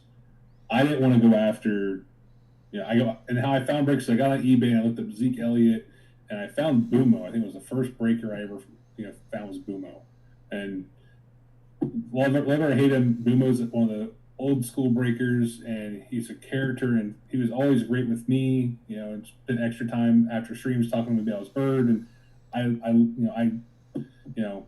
nothing. I had nothing bad to say about Bumo, but Bumo's an acquired taste. If you don't like him, you don't like him. If you do like him, you do. Is what it is, right? With that, started looking at start reading the description of started looking up other breaks, and I was buying for a specific team. I didn't want any other team. I was trying to get one team to go after one player for my son. And it was kind of fun. It was in my budget. That's the key word there. It was in my budget to go play around and get a chance to do this. And I did buy some singles for him to ensure I had some stuff. But to me, it was part of the fun. It's kind of like, why do the entertainment. Bingo? Yeah, the entertainment. People go play bingo because it's fun to try to sit there and hope your numbers get called in the right order. So it's like, well, isn't it gambling? Well, it's almost as gambling like DraftKings or bingo is. It's kind of that borderline edge. It's entertainment, though, at the end of the day, too, right? You go and and you spend money, you go to a movie. Right. And that's, exactly. And so to answer your question, the appeal for me was there was that little bit of chase and adrenaline when we hit something. Now, from a breaker standpoint, from the business side, you can get a team at if you're hunting that one team, it's a fraction of the cost, or if you're hunting this one, it's a fraction of the cost for a chance. Yeah, we do a lot of memorabilia breaks, and that's all. Those are a one hitter, Right. and unfortunately, it's not like opening up a case of cards where you're going to at least hopefully get one card shipped to you. People that do mem breaks they're a little bit different because they know the chances are a lot less, but it's one item, right? Right. And but the cool thing that I love about the Rip and Gypsy band and the members of the band is they don't care. They care. I don't say it. They're excited when they hit, but it's fun watching the room. Oh my God, that's great, dude. Hopefully you love it. And a few days later, you ship it out, and they start posting it in their house, and you see everybody going, "Oh yeah, it was awesome. It's such a great thing." And watching the community, Mindy and I were facilitators. We have the thing there. It's to let people give them something to focus on and grow with each other. Things like KB's birthday. We were talking about that last night when Mindy was on after midnight. Right. There's other things for that. If you're there just to break and get product, I think you're missing part of the new age break groups. I'm not trying to be I mean think you're about missing that. most of it, honestly. Yeah, you go in. We have a guy named 80s collector that's been with Mindy since almost day one. That dude's never bought a single thing from us ever. He's won a couple giveaways in chat, and that's fine. He's never bought a dang thing. He's sent Mindy a book. He's a coin collector that he's published in. He's never bought a thing from us. And you know what? He's welcome in our chat anytime. Yeah. You don't have to get into breaks to enjoy breaks. There's sometimes where, I'll put Crazy for Cardboard on, and I'll just watch him sort cards. He does little auctions, and I'll look at the site. Yep. And it's just being able to talk to him and talk to Gary and interact. The interaction and the interaction with everybody else in the community. Yes. And I feel bad. I'm like, I need to buy something. Nah, bro, you're good. You're good, bro. That's how Gary is. And Gary's doing a new time slot now. He's doing noon to like whenever those buck gives out. Is what he's saying on Monday through Friday. He just sits there and sorts cards and talks about things. And it's great to have on, especially working from home. You can put him on. If a card comes up you want, you can pay. I'll give you 25 cents for it, and he'll make you a stack and send you some base cards. But stuff like that is great for the hobby. And the groups that get on, and we have a collector. I don't want to call him out because he's kind of newer. We have our Discord group at Midwest Box Break started, Break Club, and Rip and Gypsy has our own set of rooms in there. And he's been breaking with us for probably 3 or 4 weeks now. Star Wars, basketball, football, and we got him into the Break Club. And he's realized that he's like, "Oh, there's an after party." We're like, "What do you mean an after party?" Because Minnie gets off, and there's 4 or 5 people that chat about the break, or that was cool, or hey, this was talked about, and talk, half an hour to 2 hours after the breaks are done. And he's like, "I've never seen a group do this." Well, the breaks aren't when the groups hear all this, the breaks are extra, Right. So I hope that answers your question, Gate. There's one more thing I want to say too, that you kind of touched on, and I've been touching on as well. But when you bring up the fact of the excitement for other people that are in the breaks, if you're not seeing that, if you're not feeling a part of that with whatever groups you're in, breakers you're with, chat rooms you're involved in, streams that you're in, you're not in the right place, I feel. And I think Smash is saying that same thing in agreement. You should feel the excitement, and you should be excited for the other people. I mean, I say it all the time too when I'm in my breaks, like, hey, I hope it's awesome seeing someone else hit it. I want to see somebody else get a big card. I would rather them win it. That's the mentality that you want the people that are around you as well to feel. When it's that way, it's fun, and that's when you're going to get the most out of it, in my opinion. So Coker had a question. I kind of want to talk about this. I like this question, Coker. Why do some collectors feel they have to collect only notable hot type guys? In quote parentheses. I'm not sure if it's wrong advice, flip mentality, or fear of missing out. I feel that like people take a self-reflection and find someone like you'll enjoy it, but never mind want to force anyone to collect a certain name. So I'll take it from the breaker side, all those, when you start doing the PYTs and things like that, you have to, price things to reflect the market, right? Because that's how you have to make your little bit of money and or in some cases people make a lot of money on people. But you have to do your profit margins and stuff like that. The collector side of it, I have a Billy Price collection I started doing in Ohio State uniforms. And I have an Ohio State uniform collection that I started that's any Ohio State autograph, I'll put in this collection. I don't care who it is. For the people that I think they want to feel accepted in the hobby. Well, to do that, you got to go out, you have to like these certain people. You have to do this, you have to do that. Oh, everybody's chasing this guy. I want to chase this guy. For those that are trying to be in the hobby. I think there's some people out there that are just trying to also go after the next big flip and make a few bucks, and that you're gonna have that everywhere. But really focusing on the hobby collectors, you know, pick who you like and why you like them. It can be simple as hey, I like how they spell their last name. I like Ryan Simber. People think he looks goofy as crap because the way he pitches. Right. Mindy loves Mike Clevenger because of his hair and his demeanor when he's on camera. Figure out who you like and why you like them, and make it personal. I put a thread up today of I'm gonna try. I started my Twitter at Hobby Smash, thanks to Def. I'm gonna put something up a day of my collection or something that I collect, because I want to see other people's collections. I don't care if you like mine or not. I want to see what you have. I want to enjoy the hobby with you. Right. And someone put up, it was Cove, put up a thing he got, I think it was from K-Dub, of his tweet when he got diagnosed with cancer and his last day ringing the bell after chemo. Yes, with his Davante Adams jersey on, 17. Yeah. And I remember the whole thing, and Davante Adams actually like tweeting or retweeting with him and putting something like, "Congratulations, man." Super awesome. But he put it on this post. And he's like, "Oh, it's not really a thing, but it's my piece." No, that's a PC item I've never saw. Right. That's something that represents a time in your life that most people would have more struggles to get through. Someone else put a picture up that their kids drew them. They took a filler card and drew them at 18 and made it color like the Dolphins, and it was, oh, this is, it's because it's my kid. That's a PC item. I don't care if it's worth negative money. If it's to you a PC item, and it's what you personally collect, not popularity collect. PC is personal, not popularity. Right. Make it what you want, and the people that really understand the hobby will get it. Yeah. They'll support it. They'll be happy for you when you find something. If the people you're around aren't doing that, again, you're around the wrong people. And I think a lot of it's the show thing, like, right? I gotta have the coolest names, the biggest names. It's that show off mentality, if you will. People that are like that only want to collect the big names, and how fun is it? How fun does it get when you're constantly looking at the same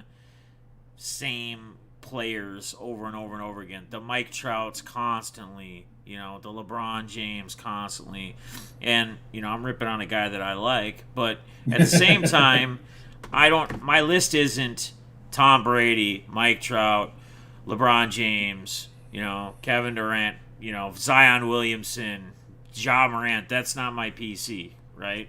I mean, now, hey, I'm all for if someone gets to a card break and they hit a Ja or a Zion or Brady. But that's not go sell it to somebody who wants it. Yeah, but that's go buy the cards you want. But their PC is not just a complete list of all the top players, the most valuable cards. Yeah, this is who I PC. Mike Trout, my 6-month-old son Ja likes Morant, LeBron James, Zion Williamson. You know what I'm saying? Like maybe LeBron James too, possibly. I would. But that's who I PC. Well, enjoy your PCA. You must have a ton of money. So to answer MTV's question, this beard, actually, I shaved off my beard on January 1st. And so this is a January 1st. And my kids actually got me beard oil and a beard straightener for Father's Day. So actually, when I actually get it straightened down, it actually comes down about here. So you're telling me you didn't straighten it for this? No, I didn't. I didn't do my hair for you. Sorry, Def. Damn. So I feel loved. Got some other questions. I'm trying to look too here, but I'm getting. Yeah, Terry's talking about breaking the BCB. Like I said, I'm in a cool spot because I'm part of a break company. I'm in a cool spot because I get to jump around and still not be. I get to be smashed. I'm not ripping. No offense to Mindy, I'm not ripping Gypsy. I get to be in and out. I've thought about this week. I've broken on Midwest Box Breaks. I've broken on. I've been on stream. I break there. I was on stream there for their stuff. And I was hung out with him for a day. I got to hang out with BCB for a day. I got to hang out with Terry Paul. Took us to see. He runs a tie dye factory in Columbus. Got to see that. I got to come up, be on in depth. I got to do a lot of cool things. And I said, there's a lot of good people out there, and it's just don't be afraid to go find them. You can ask everybody you want. Everybody has different opinions. There's a guy Deep Fried Breaks. I've seen him around. I know around. I have a lot of respect for him this past week because him and Gary Vee had a nice conversation on Twitter, a nice debate conversation, not just you're a jerk or I hate you. Yeah, screw you. They had a nice video back and forth. And it was one of the best things I've seen in the hobby recently, where they sit there and just have hey, this is why I think this way. This is why I think this way. No offense to, I know Deep Fried's bigger and I can see them growing. I don't know them personally, so I'm not going to say anything about them that I don't know. But their Twitter presence to me has gotten bigger, so to me they're getting bigger. And God knows Gary Vee has enough money where he doesn't even have to respond to people if he didn't want to.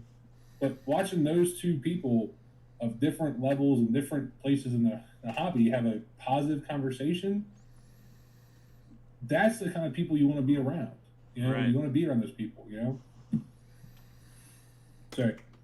Yeah, I'm just trying. I don't even know where you are to where I am. That's where I don't want to. I mean, there's a lot of good comments and a lot of more comments than there's more comments than questions. A lot of good comments more than there are questions. Yeah. But, what's up, JT? Good to see you, man. Good to see you. T-Cov, I like this. Where did I pass it up now? We're going back to the whole gambling thing, kind of like people bringing it up. But T-Cov has a good point here. He says it is gambling. Mindy's watching now. It is gambling, but gambling is also entertainment. It's inexpensive gambling, though. Some people have to understand that, and that's just it. Again, whether it's you PC just all big names, or you just buy the Yankees and PYTs in your 2000 Bowmans or whatever product breaks you get into, over time it's going to get old and it's not going to be fun because more times than not you're not going to hit what you think you're getting into it for to hit, if that's what you're going after, if that's what you're buying into over and over and over again. As I'm wearing a Yankees hat, but I don't buy PYT Yankees, so I keep telling Mindy knows that she's got to get an RG hat designed for you at some point. So, hey, so Guns had another question. He said, "What about Twitter breakers? Are Twitter breakers breaking retail? How does one become a breaker if they really want to be one? It seems like 40 to 50 of my last few followers all have the word breaker in their name." Everybody's a breaker. Yeah. I mean, it's sad. I will give you It's one reason I walked away. The 1 minute, if you want to be a real breaker, So go get a business license. Right. Step one. Okay. Go find a name, get a business license. Do your research and find out who the big car distributors in the industry are. If you don't know, go watch GTS Live and watch Rob and Ivan talk, and they'll give you one right there. Stuff's out there. Don't be lazy. Go look it up. I found this stuff out 2.5 years ago, and it was harder back then than it is now, right? Then you're going to have the money to start buying in products because of the allocation system. And unfortunately, the thing I think is most messed up on the business side of the hobby world is the allocation system. And you're going to have some bankroll to get in. Mm-hmm. Now, distributors usually have a better price on the secondary market, but your real money is in pre-sale, but you have to get enough bought over the last 12 months to be able to start winning out product from other people. So it's going to take you money. It's not, now if you're talking about guys going out and breaking retail boxes to try to be a business, go down that course. There's a few guys that I watch, mainly Dave Durango. He's on like 12-15 like every other night. He's in Boston. Love D. He goes and buys retail boxes or junk back boxes, and he resells them pretty much at cost plus shipping, just to open and go through stuff. It's not he's trying to make money on it. He's not trying to make $1 on it, really. Right. We've talked offline about it. And he does it just because he likes to open and interact. And he has one of the best interactive streams I've ever seen. That dude can keep up with 10 conversations at one time. It's nuts. Dominic, sorry, Dom, trying to come in here. So that's my take. If you want to do it, do it the right way. It's and guess what? I can sit down and give you an exact model of how to do it, and you can go do everything I tell you to, and you could potentially fail. You know, Well, because yeah, it guess all what? comes down to how you It's run all it and how you interact and how yeah, you. It's how you treat your people, right? It's yeah, and it's how also you treat your people. the same thing. As I said, it's one of those. You can link up with people and try to help you. Support and grow you, and that's great, and do that. But also don't expect to go. I got asked the other day about starting a brake service and starting a brake service or brake company, and I said, "What size do you want to be? You want to be like a Rip and You Gypsy want to be a Big size, Mac? a Midwest size? Do you want to be a Buck City Brake size, or do you want to be like Leighton? No, I love Leighton. Those guys have done an amazing job building a great industry down there. So I hold them in very high regards. Like, oh, maybe Midwest to Buck City. And I was like, you need $500,000. Oh, to go buy a property? No, to go buy products, to go buy allocations, to go Right. because that's how much work they've probably put in to their business, and that doesn't happen overnight. It's not a, hey, I'm the new breaker in town. I get cool products. It doesn't happen that way. So Yeah, I mean Eric used another a great word. It's all about relationship management, and again, it all comes down anything you want to do if we're going to stay stuck in the hobby as far as, what we're referring to because that's what this show is pretty much based around. Everything you do and the success you will have in whatever it is you do, whether it's a breaker, whether it's a doing auctions, whether it's YouTubing, whatever it is that's focused around whatever you're attempting to try or trying to do, is going to come down to how well you treat your people. Each person can't be a number. Stop looking at a number and stop saying how many numbers do I have? How many subscribers do I have? How many of this? Each person that follows you, that subscribes to you, whatever that may be, you should be trying to get to actually know that person. If they oh have a yeah, YouTube name and it's not their name, you should figure out what their name is. You should be able to know what their name is, and you should be able to have an interaction. And then the next time you see them and they're in your chat, instead of I'm calling them by horrible their with names, by name, the way. call them So by I'm only their. gonna learn one. What's that? Yeah. I'm horrible at Call, names, so I'm learning one of your guys. Sorry. call Um, them by their name instead of their YouTube name, like when you see them. And I'm not saying you have to do it all the time, because a lot of times I'll see people in my own chats when I'm saying what's up to everybody, and I'll just call them by it. But you have to build relationships. It has to be about the people. If people would stop focusing on all the money and the greed in this hobby and try to build and work together and make it all about people and fun, this hobby is going to be a beautiful thing. But you have to get yourself in and around the right people. Surround yourself with great people. Surround yourself with people that make you feel good. When you go into somebody's stream and the interactions with everybody, if you were in Jimmy's stream on Saturday night, you know what feeling good is. You know what that feeling is. If you weren't there, shame on you. If you were there, you know what that good feeling is. You know what that vibe is.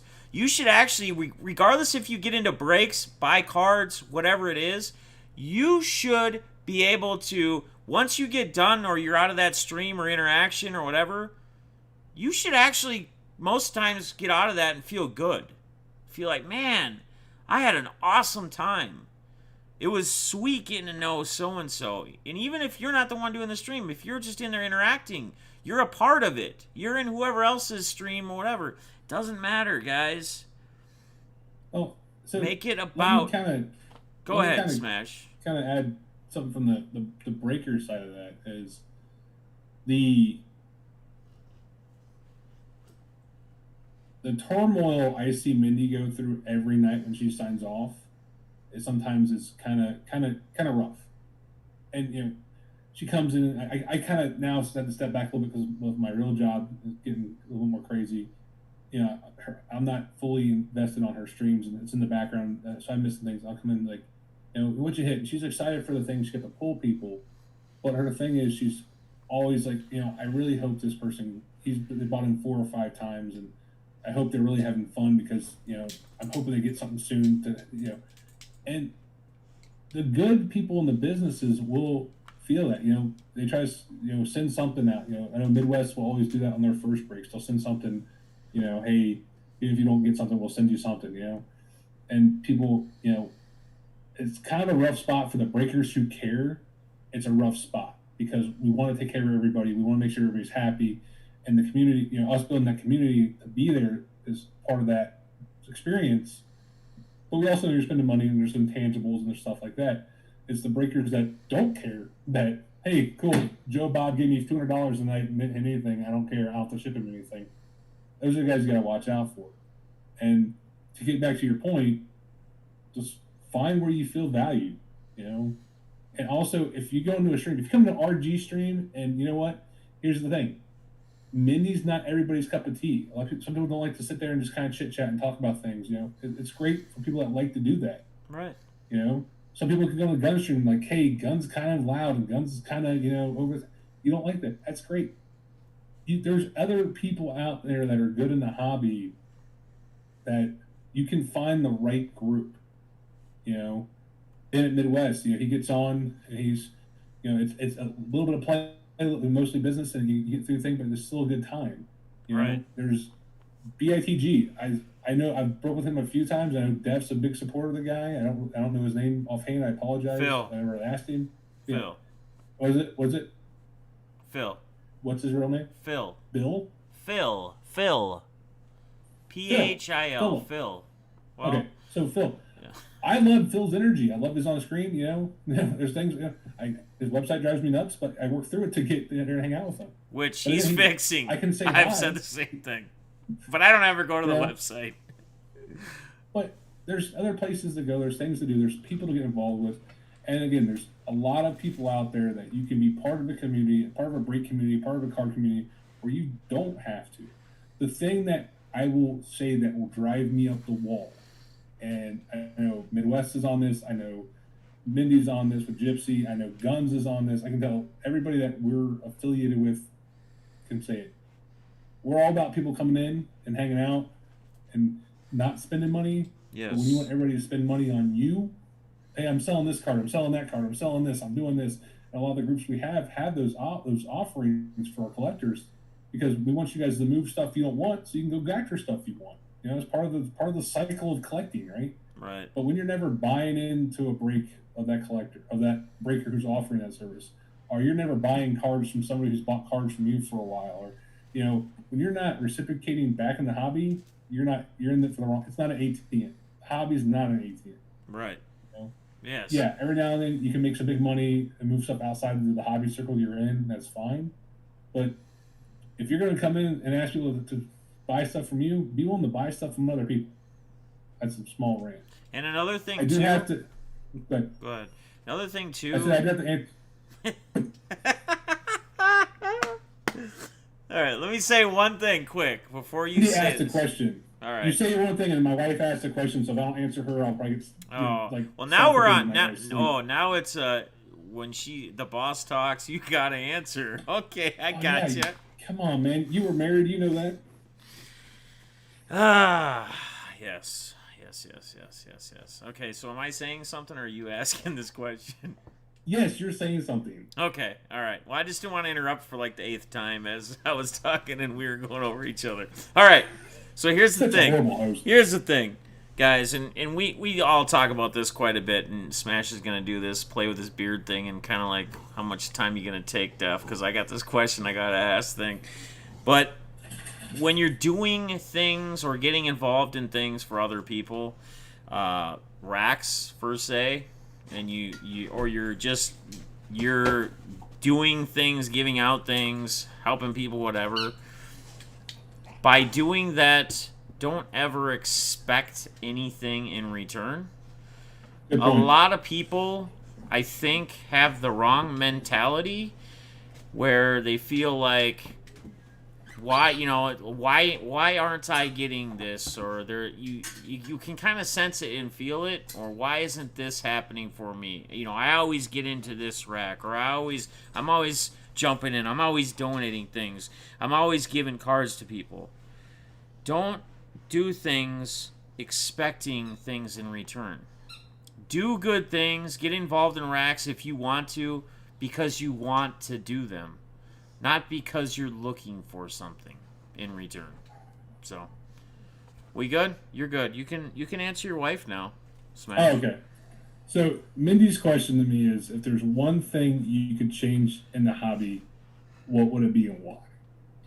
So she she's loaded on this one. No offense, she kind of knows. So from a collector standpoint, with that question, um, the thing I would take the most and change is, and I don't know, I'm working on changing it as I can change it, is the amount of negativity between collectors. I get there are people, I get that deals go down, and there are some people that are less ethical than other people. And unfortunately, I'll always be part of it. But I even had a thing on today where he Yes. posted something negative and it had like 40,000 impressions and interactions. He posted something positive and only had 10,000. Yep. That's what I would change in the hobby. I, you know, I love getting on people seeing and showing pictures of their car. They got cards, they got mail days, their kids are doing something. But for every one of those tweets you see, there's 2 to 3. Oh, this person did this, or I this that, or this negative other thing, or oh, I missed out on that, or I wish we could really bring a more positive light to what the hobby's supposed to be, and not make it as dark and murky that it's been going on for a few months, and probably years. I've just been paying attention to it a little bit more. So that's the one thing from the collector side would change. The business side of it, I would completely redo the allocation system and make it more fair for the middle people, the middle businesses, because those are the ones that are mostly affected by allocations and secondary market pricing. The big companies are going to make their money, and they're going to, it's the middle level companies and these talking heads that people enjoy, where they're around for 4 or 5, 6 years, trying to grind it out, working almost 2 to 3 jobs because the allocation system is so corrupted and then weighted. Right. It's almost to the point. I'm not a big federal regulation guy, where I'm like, I've looked at one. Hey, if something is federally regulated, card industry might be one of the biggest things they look at, because of all the, sorry, when a box of football is pre-sold to companies at $78, and they're charging $250 to a customer. And oh yeah, by the way, that middle level business guy who's trying to be a business in the hobby has to pay that marked up premium too. And if it falls out back to $100, that big company who paid $70, $80 for it, still making 20, but that middle level company bought it at $250 because they had to. They just lost $150 a box. To me, that's wrong. People have MAP pricing. I love to hear, well, I have to sell it for this. That's the MAP pricing. Cool. Then why don't you, when MAP pricing's above that, and the price is above MAP, why don't you sell it for that? When it's below, you have to meet the bare minimum. What's going on there? Right. From the business side, there's some stuff that's really deep and dark and like borderline Wolf of Wall Street shady, and I don't think it's right. But I'll go too much into that. You there? I'm here. Dev? Okay. Yeah. You got really quiet on me. Oh, I'm just listening to you, bud, because I'm ranting. I know, your rant. I'm letting you rant. Well, any other open questions or questions people want to throw? Kind of get, hey, I see this, or I feel this, or hey, Smash, you're pretty loud and verbal, and you'll say what you think. Did I miss anybody's thing? I don't think so. Just trying to catch up as well on the chat here. Every day I'm hustling. Sorry, I have to do that every time I see him.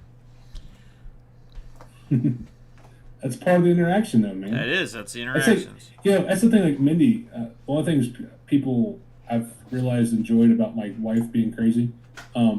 is you don't have like you might have your Twitter handle, you might have your real name, you might have a YouTube name, but when you come into Gypsy and become part of the band, you get your band member name. Everybody has a 90% of people have some kind of nickname in there. Right. So doing things like that, that's a connection. Saying hustling. He comes in. There's a guy named Corey Tippy that goes by Tippy, but every time he walks in, comes in Mindy's stream, she puts her hands up and screams Tippy. Right. And we see him like once every couple months, and that's the thing. We got a guy named Scott Petts, who's an amazing collector of ours, and has been awesome supporting us. I've called him Short Print because he's a rare bird. It's not because he's short, it's because he's a rare bird, and they're limited out there.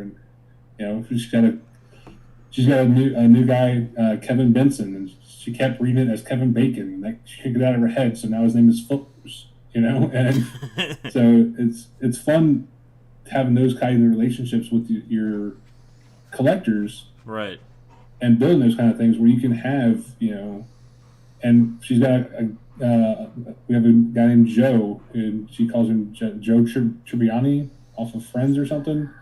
I'm like, I have no idea, but he's a big pop culture guy. They think it's a great thing, and I'm like, okay, I have no idea how that guy's name is now that, but that's what we call him. I can't spell it, so his name's Joe to me still.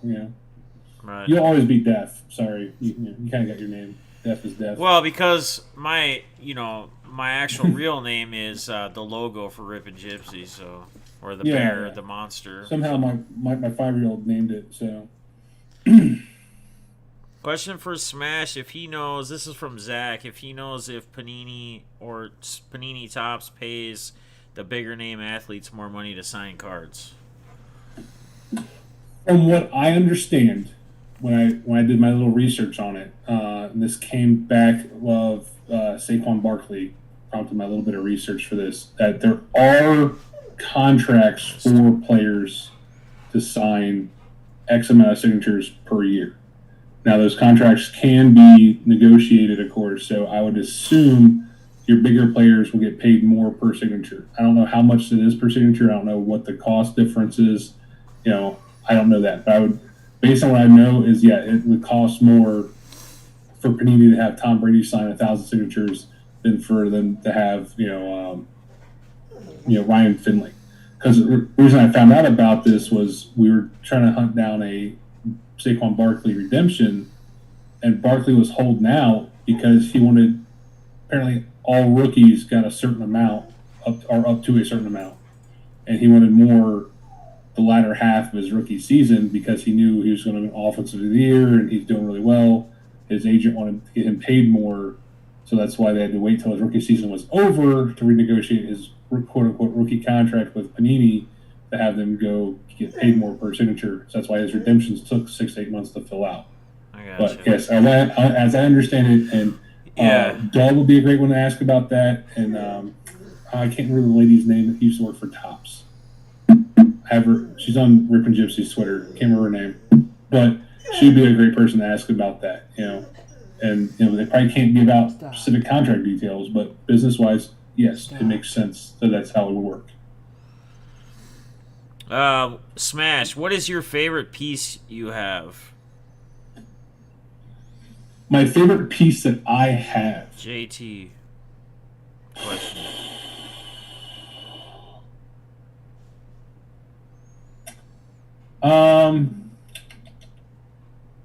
Of sports memorabilia or of life memorabilia? It just says favorite piece you have. Let me see if he puts anything more.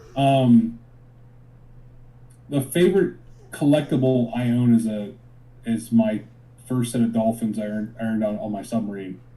That's a personal military collection piece of mine. I have the cloth set and the metal set. And the cloth set, if you've ever been on a submarine, earning your dolphins means you've learned everything on the boat be able to fight the ship, that kind of thing. And it's you officially becoming a submariner or submariner, however you want to say it. And what happens is all the guys in your division that have been riding you and pushing you and telling you you need to get qualified and go do your studies and your quals, uh, even your department, your first claw set is hand stitched on by all those guys. So they'll Oh, go wow. around and they'll sew on one or two tacks per person. So actually, that uniform I have, I cut that out. I didn't cut it off. I cut it out, so all the stitches are still there. And then the back of my metal dolphins that were actually pinned onto me, the dolphins, the warfare insignia, I call them fish or dolphins, but the submarine warfare insignia. Uh, I was in a small division at the time, so all the guys that were qualified put their names on the back of my dolphins, and I Oh, have those wow. downstairs. So that's the most personal thing to me. That's cool. It's not sports related, but that's mine. Sports related wise, I would have to. I'm looking at my office here. Let me try to do this slowly. Hopefully, it doesn't drop out on you. This is the Smash office, and this is decorated by Mindy. Uh, there's the Jen Aniston, which is my hall pass by That's what Mindy. your wife was just saying is your favorite. I see That's it's what he's, right there, right to the right of your computer. It's pretty handy yeah. dandy, right in view there. So there's It's not that in the upper wall. corner, like the right corner of the room or anywhere else. It's right there. It's right next to the desk. There's that wall. There's my big Ooh, I like that LeBron piece. LeBron thing right there. That is dope. I got two LeBron autos over there. My friend owns a sports store here in Cleveland. That I say sports store. It's a they do have some autograph stuff, but they specialize more in these banners and Windcraft and all this other stuff you see. Yeah, So he actually outfitted my office when I got it. that's awesome. So if anybody ever needs any kind of like decoration stuff, please hit me up. Seatown Sports Cave. That's my buddy John. He has a huge eBay channel too, but can definitely get you your teams where you want. But yeah, that's the Smash office. I I don't know if I could pick. I would have to sit there and really think about and go through because yeah, the LeBron I think piece you're is good, awesome. man. I think yeah. I mean, LeBron JT piece even is said awesome that's and too stuff like cool. that. But yeah, Yeah, I got a $4,000 LeBron piece sitting down in my basement in a box I've never got out. We gave away a $4,000 LeBron piece for ripping for the cure. There's valuable stuff in my collection, but to me, it's not valuable enough to put up. If that makes any sense. right, right. So sorry, it's not a good clear cut answer, but to, What? for Going my sports crazy side on of me. things. Did Smash collect as a kid? If so, what was his PC? What was your PC growing up? I did not collect as a kid. I have uh, I have my father's collection of 89 and 90 baseball cards that he did when we were kids. But I Sweaty. personally did not collect. Um, I didn't honestly start collecting sports stuff until 2016. I always had when my dad died, I got the baseball card collection, and they're sitting on binders on my shelf, and I need to go through and complete them, and eventually just to have my legacy of my father with me at all times. Baseball, I've been a sports nut since I was a kid. Um, my family was huge into baseball. They grew up in Iowa, so they were all Cubs fans growing up, the three boys. My dad moved to Cincinnati, so we became Reds fans. My oldest uncle is in Boston. Make sure I get it right. One uncle's in Boston, and he's been a Red Sox season ticket holder since 1986. And someone asked him how he gets his seats, and he said he got them back when they were giving them away. He had his rehearsal dinner was in right field at Fenway Park. I remember going as a kid. I got another uncle that's up in Minneapolis, and they're huge Twins fans. I remember going to the Dome and watching Kirby Puckett play as a kid. Late '80s and stuff. I was just into sports. So sports to me always was an outlet for me to do something, and the family outside of not knowing what was going on, the abuse stuff, was always a tie. We Yeah. moved to Cleveland, and my uncle, who in Boston, the first 2 or 3 years, made a summer trip to come down and watch a baseball game with me and my family. I watched the Red Sox play the Indians. And then last year we went up to watch. Mindy went to Fenway, took Mindy to Fenway for her first time, and she's a Sox fan. So for me, collecting is awesome, but the sports behind it have been more what brings my family together on my side. If that makes any sense. Okay. One thing I do want to ask, and I think people are getting a sense of it, but this is really a big reason of why we wanted to do this, or you wanted to be. You know what I mean? Do the Oh, smash. hang on a sec. Go ahead. Hey, JT, I know the guy at fourth and goal. It's not that one. It's uh, over at Minter Mall. It's Seatown Sports Coast. Sorry, go ahead. Two of the So guys having a conversation. what I want you to do is I want you to. I guess I want you to tell us, Smash. What do you feel your position in the hobby is?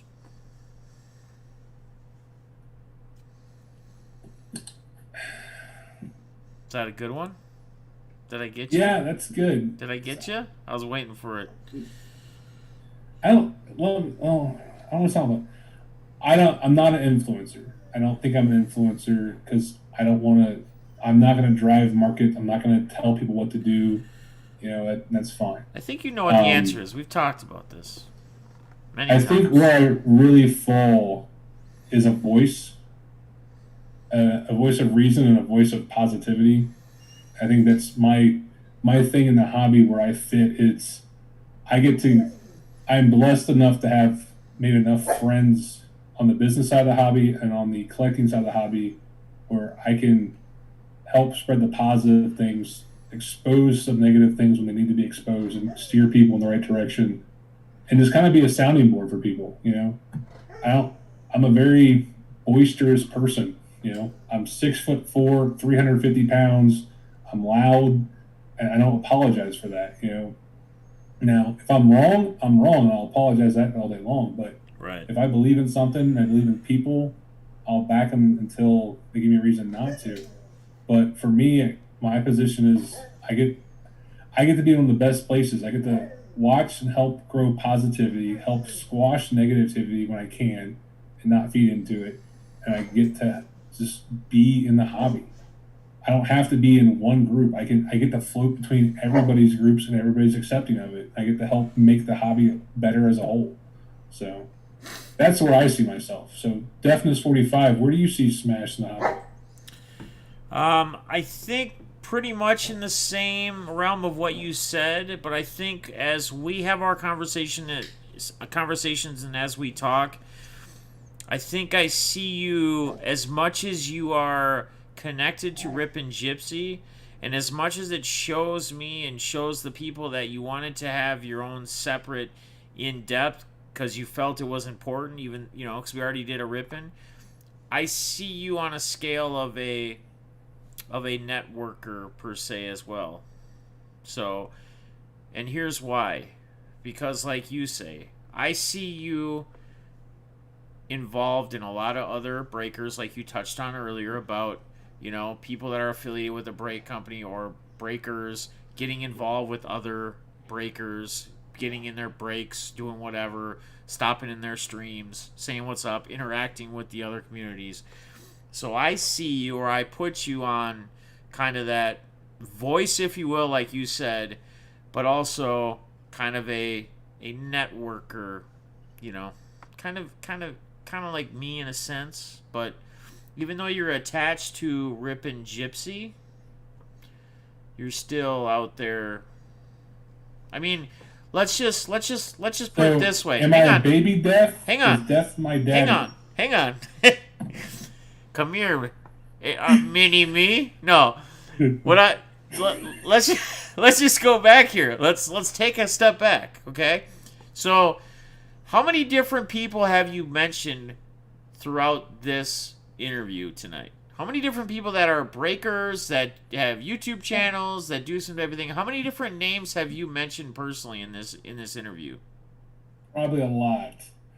Not gonna lie. Probably a lot. So what do you think you doing that No, is doing?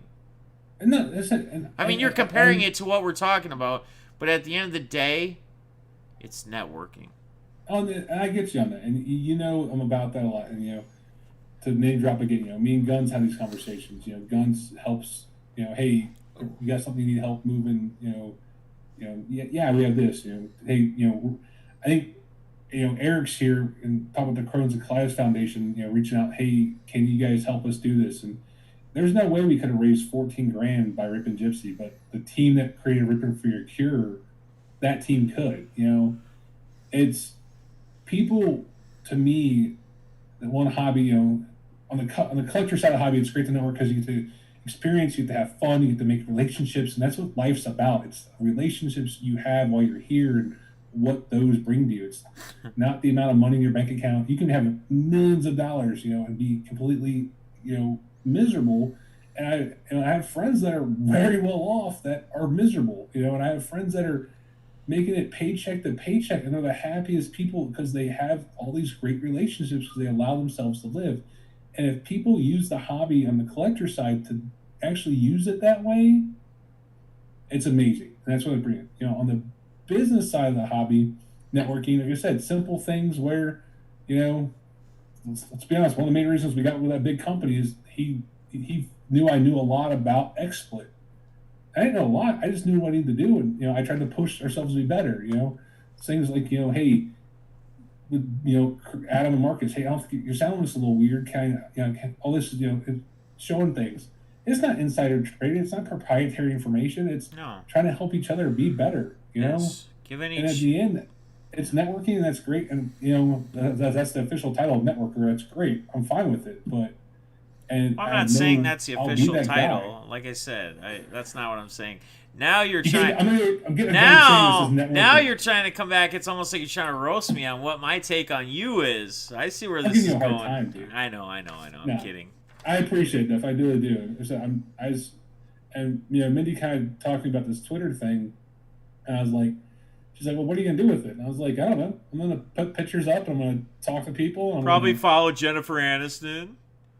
Yeah, probably. That's Hi guys, Jennifer Aniston.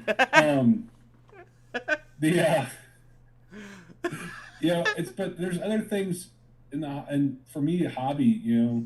I said I put pictures of my last trip to Sweden. I'm supposed to go to Switzerland to visit a customer here in 2 weeks. I'll probably put pictures up of that. It's not. I'm not gloating. I'm not that. I'm enjoying. Hopefully people can see it. Hey, that's kind of cool. Or hey, there's always a beer in every other picture that Smash posts. Go figure,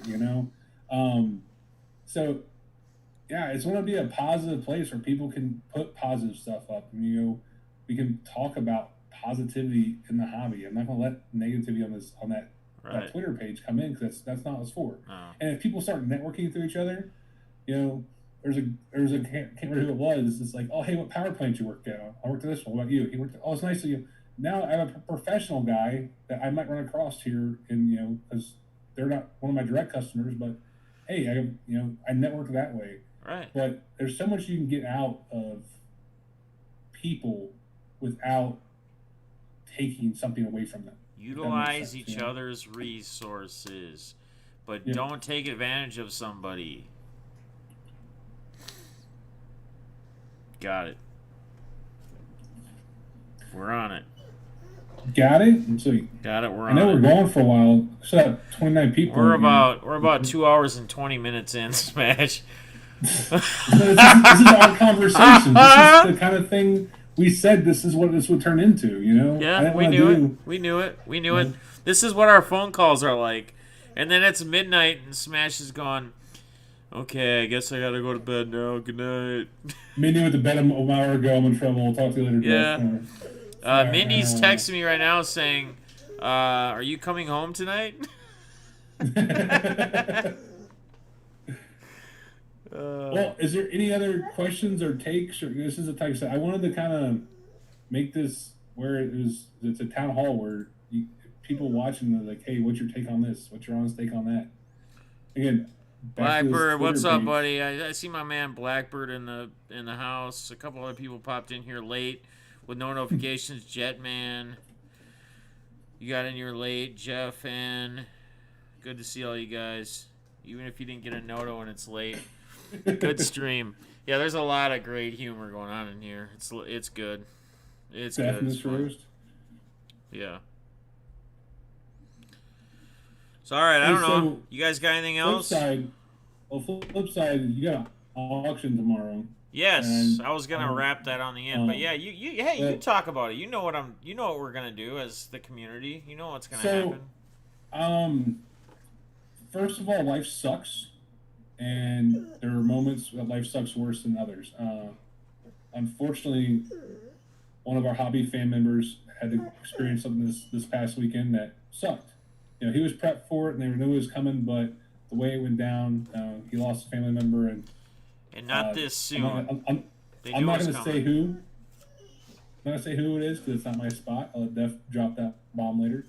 But It's you know, already. I already tweeted it. Like I sent a tweet out yesterday. that's fine. I'm not going to say it. Okay. But tomorrow, of course, us being everybody that's great in the hobby. We had Ripping for the Cure, and then we had the Tooth for Tough with Jimmy on the Saturday, and so Tuesday is Def's gonna be doing some auction happiness to help out.